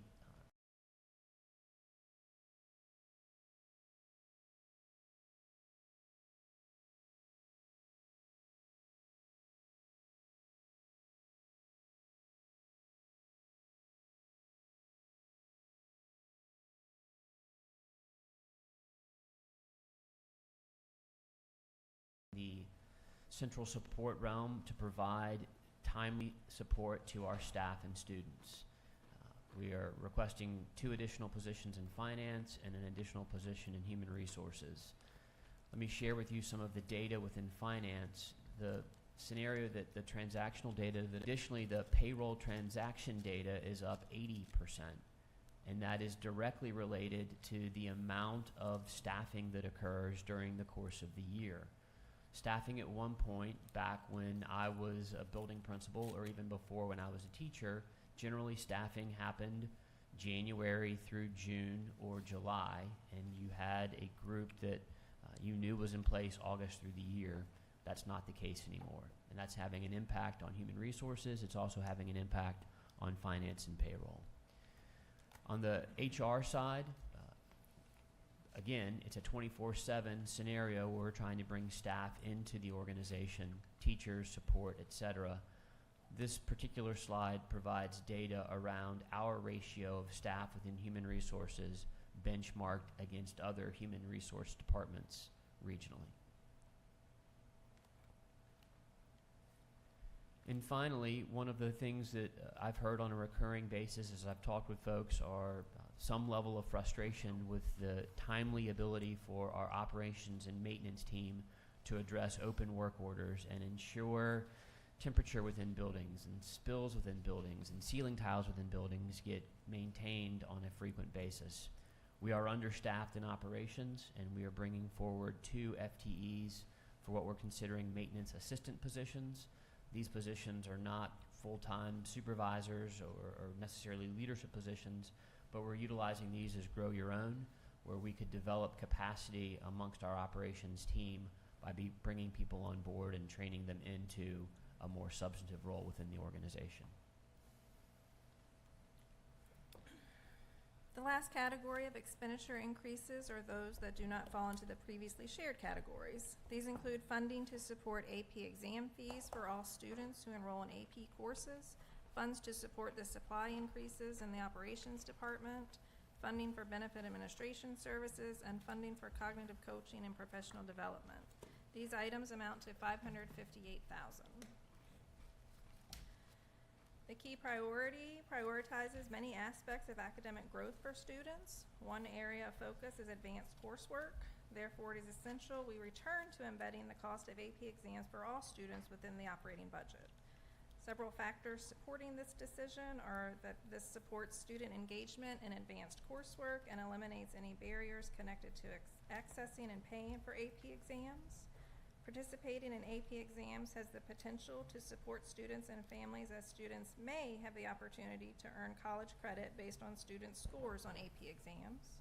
And finally, participation in credit-bearing college coursework has a direct impact on school accreditation within the 3E framework, which focuses on enrollment, employment, and enlistment. Specifically, schools earn points for student enrollment in AP courses and participation in advanced placement exams. Included in the budget proposal is a reduction of 5 FTEs and attrition savings, which totals $720,000. I've previewed at the beginning of the presentation that there were a number of items that were initially considered but then not included. I wanted to mention specifically some of the FTEs that are not included in our operating budget. It includes middle school assistant principals, it includes elementary school counselors, a custodial supervisor, elementary instructional coaches, and math intervention support teachers at the high school level. On the stipend front, we did not bring forward increases to stipends for national certifications for speech language pathologists or counselors or school psychologists. We did not bring forward an increase to stipend for advanced degrees or doctorate degrees, or the full request for intensive services for instructional assistants. There were some contractual changes that were requested that we were not able to bring forward as well, and this includes adding additional days to the work calendar for reading and math specialists at the elementary and middle school level, as well as adding a middle school lead counselor. So in the final analysis, we want to provide you with what we think the request will be. The additional funds needed potentially are starting at 13.9, as we referenced at the beginning of the presentation. Pending favorable approval of the Senate and House of Delegates budget that is awaiting the governor's sign-off, that number could drop to 11.9. And as Ms. Ewing mentioned, as we go through the healthcare process and solidify our plan for healthcare in the coming year, we believe that number of 11.9 will continue to go down as well. That will come into sharper focus next week, and then by the 25th of March when the board approves the budget. That concludes the formal presentation. We appreciate your forbearance as we shared all of that information, but we think it's important for the bodies to have a firm understanding of what the needs are and what we consider to be continued investment in our education system. Thank you. Are there any questions? Mrs. Hunley, did you want to say something first? Yeah, just real quick. Another layer to the LEAP teachers. I know when we hire Spanish, French, German, Latin, and sign language teachers, they're fluent in both languages, but the LEAP teachers are not fluent in the 40 languages that are coming to them along with, the other languages. So I didn't want anyone to assume all the LEAP teachers have a dual degree in other languages. All right, any questions from our funding partners? Mr. Hippel? Okay. A couple questions. On the AP exams, 340,000. I saw on the earlier slide that we're not doing that now. So we're kind of losing state funding, it seems to be, by not doing that. Could we get more state funding if they finish those exams and that's recorded? And what would be on that 340,000, what would be our return on value? And you don't have to answer it now, maybe something you'll have to research. Right. But it sounded like in the beginning of it that we're losing certain credits that we could get back if we did these exams. And so I'm wondering if we're spending 340,000 on them, what would be our return that maybe we can get from the state? Yes, sir. So to clarify, with the new accreditation model, there are points available for students who points towards the accreditation matrix that Mr. Walker took us through. If you sit for and take an advanced placement exam, no matter what you score, you receive 0.5 points.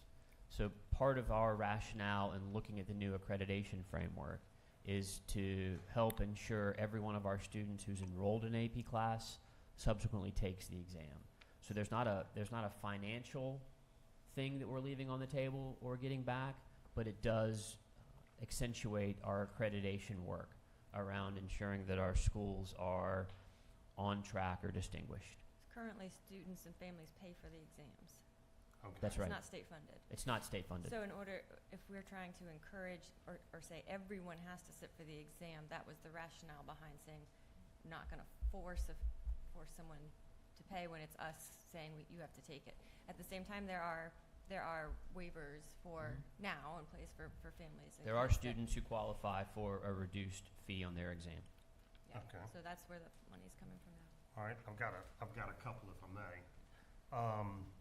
We were talking about maintenance and all that. Up at Norge, when we have the voting up there, and appreciate y'all allowing us to use that as a voting center. But the daylight savings, the lights don't click on. So we had a lot of old people last year coming through there, and you couldn't see anything.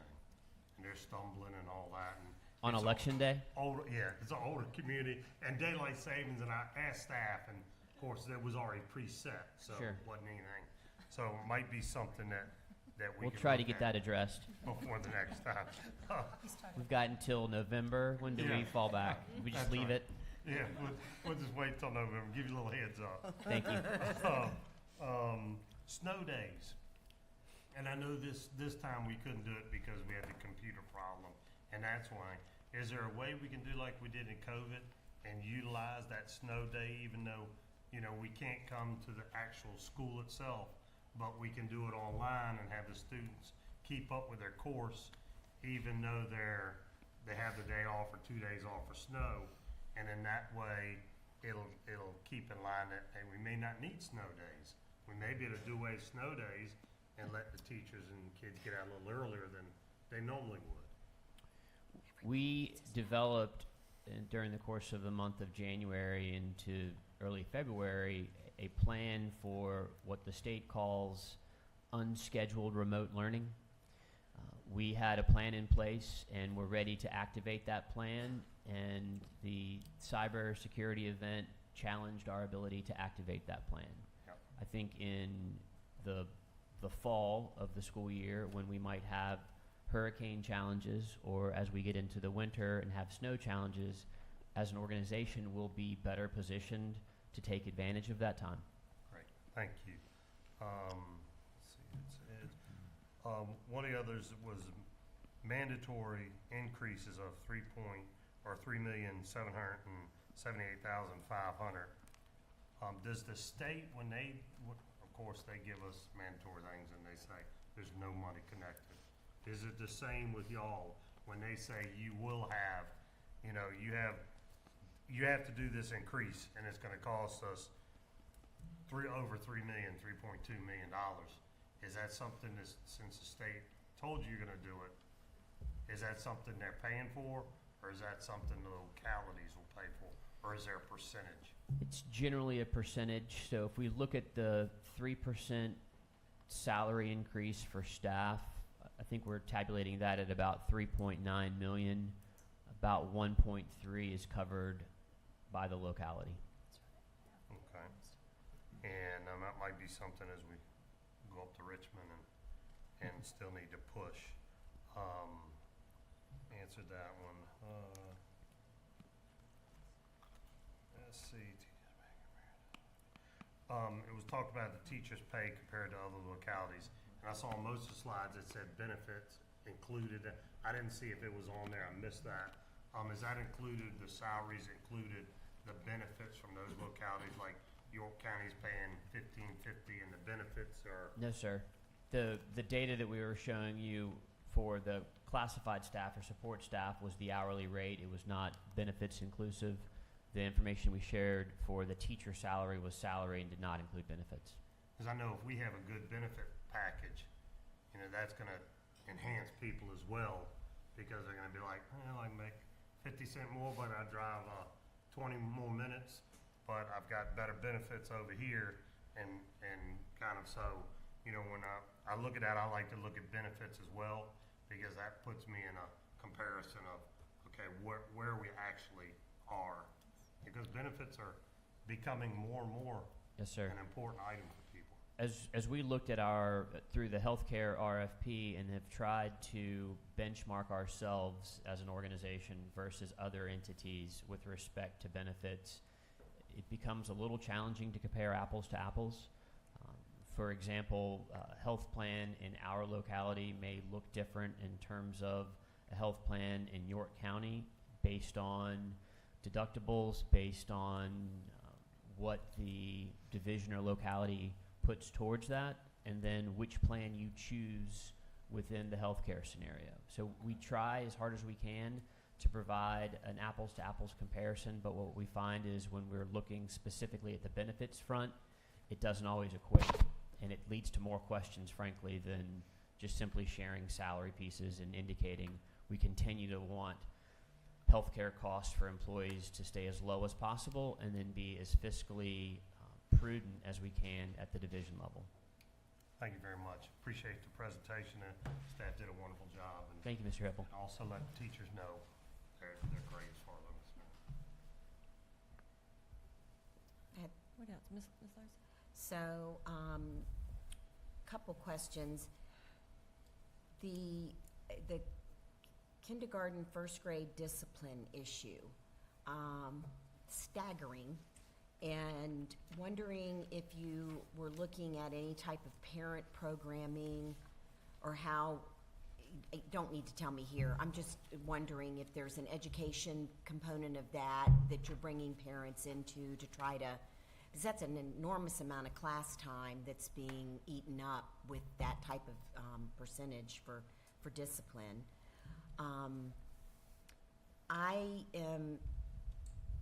Let me preface this by saying that I always believe efficiencies can be found most places.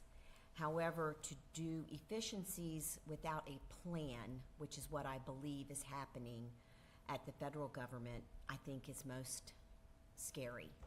And when I look at what happened at the Department of Ed this week, with, I believe, a 50% reduction, and the thought going that it's going to go to the state, and so with your numbers that you've shown about special ed, wondering, one, have you heard about how the state is preparing? What have they given to you all to deal with the 50% reduction in workforce? And third question would be your number of students this year was, I believe last year was 57, and then this year was 6, which that's quite a difference. So wondering if there was, is there a different matrix or different things that you're looking at that, or how you, what do you think caused that type of drop? And I have other questions, but I can ask them via email. Let me be sure. Your last question, number of students. So you showed the number of special ed identified students special that you education, had, right? And then this year it was 6. That's quite a difference. Growth. Oh, was it growth? Yes. Oh, okay. Okay, I was looking at, I thought you were going the other way. Okay, thank you, John. Obviously, I need another Coke Zero. And so then, I guess the question would be about the discipline piece, about the parent programming. And then I am wondering if you are getting any guidance from BDOE about the federal possibility of federal cuts. Especially concerning for me is when you have a locality that is already picking up $18 million. When IDEA was introduced, it was supposed to be met at 100% by the federal government during the Johnson administration. That has never, ever been the case. It's been always at the 40% mark. And so obviously that's going down even further. So that is of concern of us. This budget ask is big. I understand it. But of course, we're concerned about, in the middle of the year, are you going to come to us and say, we've taken a huge hit, again, in special ed, and instead of 18 million, we're going to need 10 million more. So that's the reason for the question. Sure. The discipline piece at the K-1 discipline scenarios and the need to continue to engage families and provide supports, I think at each of our buildings, that's occurring with school administrators having conversations. I also believe that we continue to enhance our Family Academy programming. We've even moved to a Lunch and Learn Family Academy session online. I think we had some of our most robust attendance for a 12 to 12:30 session online. Relative to the federal funding scenario. At this juncture, Virginia Department of Ed has not said, be concerned about X or don't be concerned about Y. I think that as states begin to better understand the scenario from Washington and what might be the impacts, they will certainly communicate that to the localities.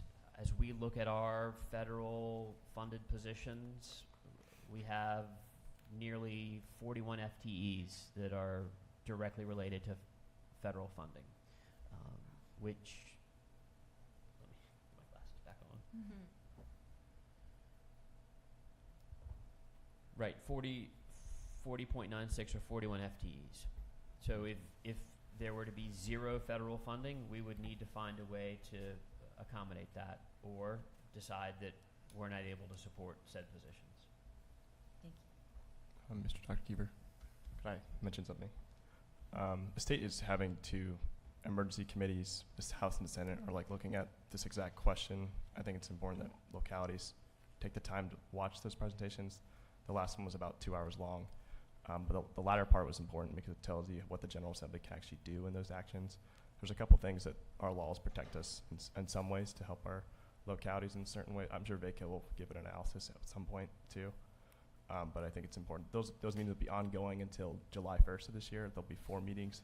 There'll be one on Hampton Roads, I'm pretty sure, and they're looking for a location at this point. But I think the next place is going to be in Arlington, and then they'll be in Hampton Roads, Richmond, and then Southwest. So those will be rolling out throughout the rest of the year to kind of dive into this questions and things that are coming from the. So if the VODOE can't do it, I'm sure the state will to an extent. So if they can. So. Thank you. What else, Mr. Eisenhower? Yeah, I wanted to expand a little bit on what Ms. Larson was saying. It's important because the question I had from the very beginning was looking at the impact on the school district if federal funds completely went away.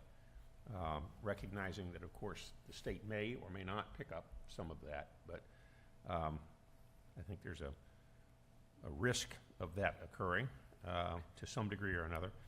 The only figure I saw in there was you had $2.4 million for special ed that is funded by the federal government. The 41 FTEs probably include all of the other things that I'm trying to get a feel for what the total dollar impact of the federal government is on our school budget, and how big that impact would be if it all went away. Have you looked at that yet? Is that a question that I know it's sort of a wild guess, I guess. Well, I think we have a grants fund budget summary for the 2026 budget that suggests $5.125 million are federally allocated funds through grants. Okay. Does that include that $2.4 million for special ed? Yes, it does. Okay, yes. Okay. So you're looking potentially at about a $5 million hit.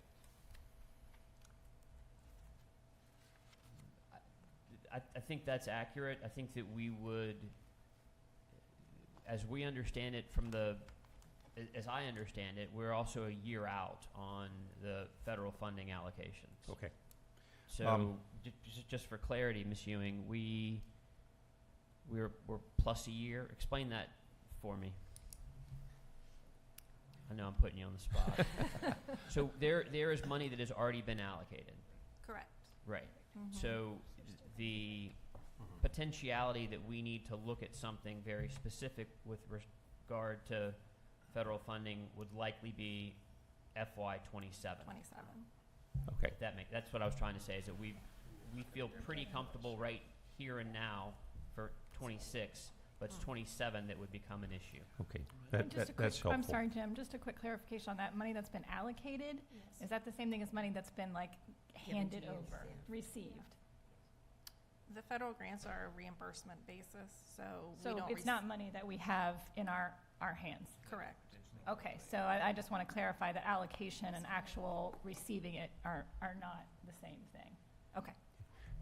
A couple of other real quick questions, and this one has always been sort of a mystery to me, about the pay scale. You're saying that you're now, the entry level is not 55,000 for teachers, is that correct? Yes. Okay. And then there are steps that you have, and it looks like there are step 0 to step 25. And my mindset goes back to my military because, you had pay grade across the top and then you had years of service so that you could, there was a matrix. You knew that if you were going to be at a certain rank by promotion and a certain number of years of service, what your pay would be. What is how do you define those 25 steps? If I were a new teacher coming in, how would I have any idea of knowing where I might be in so many years? Is any of it performance related? Is any of it time related? I'm trying to understand what criteria you use to advance from step to step. Years of service. Years of service? Yes, sir. Okay. And I believe it's more than 25. I believe we actually go up to 40. Okay.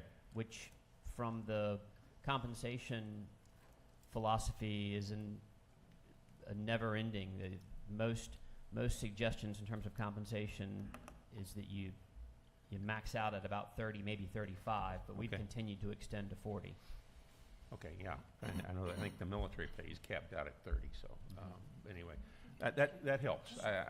If you are a new teacher coming to us, but you have 5 years of experience, you don't come in at step 0. Okay, that was one of my other questions, because someone who transfers in, say, has 10 or 15 years teaching experience in Virginia, they would come in at the appropriate step. That's right. Okay, that helps me understand. The other question I'm sort of interested in is about because obviously your compensation study is going to be really important and implemented over a several year period. What is the if you will, the top end of the range? In other words, if I'm looking at 55 as a starting salary, what's the top end of the range normally make? And I know it's not a linear type of thing.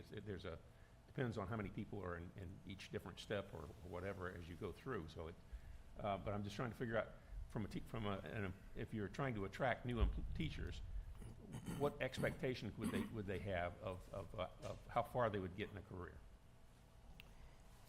I don't have the full pay scale in front of me. Okay. And we can get you some of that information. The compensation book that we publish on an annual basis and it's approved by the school board lays out from 0 to 40 what the steps are, and you can see max earning potential in that book that's published on an annual basis. Okay, all right, that's helpful. That's what I was looking for. Yes, sir. I think it's called our salary pay book, and it's on our website under careers. Okay, very good. And then the last thing, I was sort of curious about the medical. I know that's always been an issue, and you guys are working hard to keep it so it doesn't eat up all the pay raise for the teachers. Is this right now currently?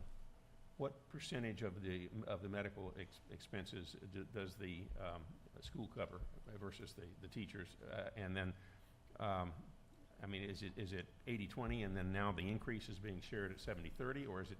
We're at 70-30. 70-30 across the board. Yes, sir. Okay, that's kept fairly consistent then.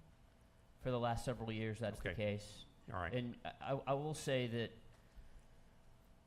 as we've gone through the RFP process, and I want to be really careful because we have not quite finalized, so I don't want to betray the process, but we have seen renewal increases substantially higher than what we thought we would see, which is why it's important for us as we try to safeguard our employees by providing excellent health care at a reasonable price, but also be fiscally responsible as an organization.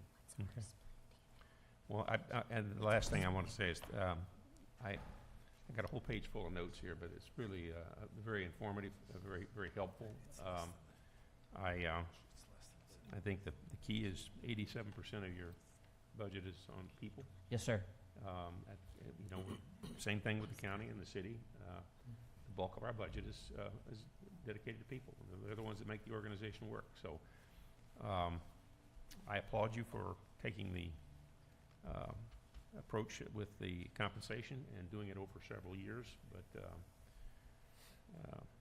you know, I think that's gonna be key. And I hope you have your priorities that, you know, if we get to the point where we're constrained, I think, the important part there is for you to have your priorities of what you need to be doing first, and I think it looks to me like you're focusing on your people. I think that's absolutely the case. Okay, very good, thank you. And I would just follow up on that as I reflect on the proposed budget that you're presenting. You know, I think you did well to identify the changes in the student population and the demands that they require and the extra effort. And that's not unlike demands we have in the city with our residents and expectations of our residents. And so understanding that investing in human capital is essential to support the human capital that we're here to educate. It's not unfounded from my perspective that these requests for additional people and pay and extra dollars to the budget has been presented. So hopefully we'll be able to meet that expectation. Thank you, I think you've demonstrated some significant improvements over this past year in terms of some of the numbers that we saw earlier. And I would hope that if this budget is supported, we'll see those numbers improving even more greatly. Thank you. Thank you. Could I just ask one question? Again, excuse me.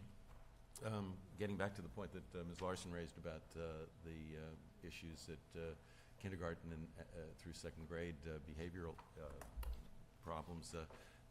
Is that something that's being addressed in the pre-K program at this point? Not necessarily, at least identification and providing strategies and so forth? Yes, sir, it is.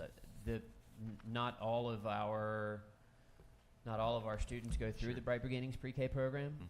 We have a fair number, 395-ish. We're hoping to get to 500 here shortly.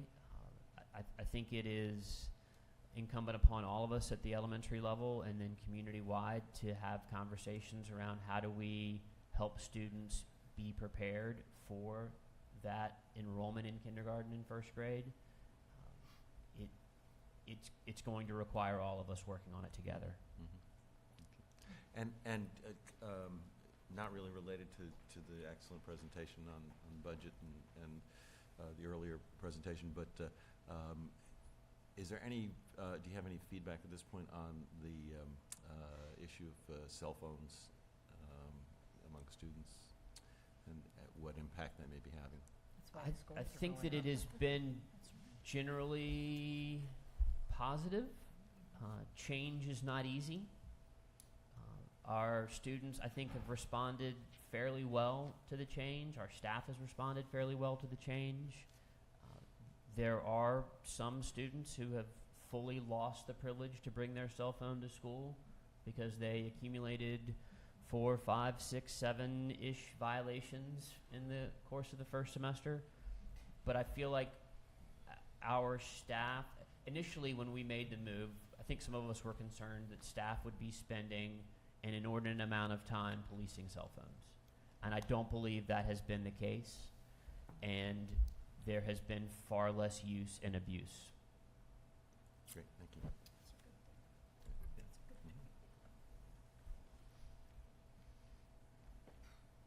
Yeah, and anecdotally, I've heard from students that they don't mind it, and then I've also heard anecdotally from teachers and other people in schools that cafeterias are actually buzzing because children are speaking to each other face to face instead of being on their phones, and so there's a social element that I think is positive as well. And I don't think we've gotten a single complaint from a parent. That was also a concern, that parents would feel the need to be reaching their child or be concerned for their safety if there was an incident in a school, and that they would be very upset. And we haven't gotten a single complaint. So. Great. Any other questions at this point? Madam Chair. Oh, yes. Could we give a quick what's going on with the pre-K facilities? I know kids, that's something we can talk about. Like That's where not we are on in the our process. agenda.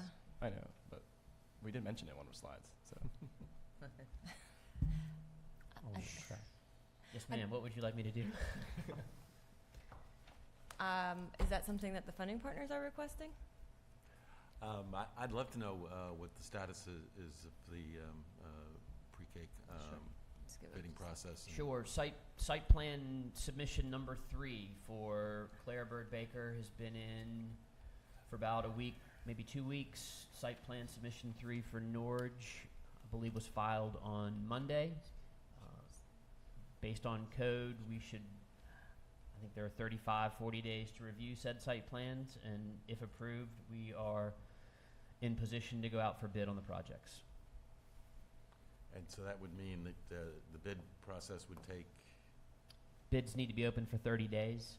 and so potentially awarding would be sometime this spring. We maintain a flicker of hope for a groundbreaking this spring into early summer.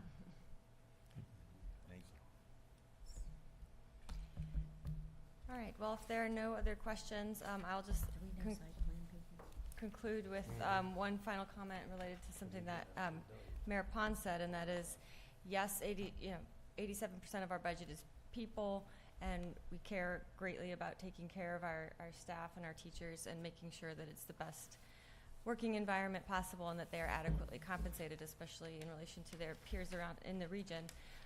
But ultimately, even that, even taking care of our staff and making sure they're adequately compensated is still a supporting priority to our key priority, which is academic achievement and college and career readiness, because ultimately that is what we are tasked to produce. And that's, so all of our requests are tied to anticipated academic enhancement and achievement. So from a board perspective, that is what we care about. So if there are no other comments, do we need to do anything else?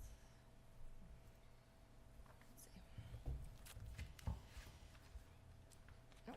All right. The school board is adjourned. Mr. Stevens, take a motion. I make a motion to adjourn. Motion to adjourn. Mr. Stevens, call the roll. Mr. Hippel? Aye. Ms. Knoll? Ms. Larson? Aye. Mr. McGlinnan? Aye. Mr. Eisner? Aye. We adjourn. City Council may I have a motion to adjourn? I move that we adjourn. Second. Ms. McKay? Ms. Williams. Aye. Ms. Ramsey. Aye. Ms. Kernscher. Aye. Vice Mayor Dent. Aye. Mayor Pons. Aye. We're adjourned. Michael, you didn't get it right this time.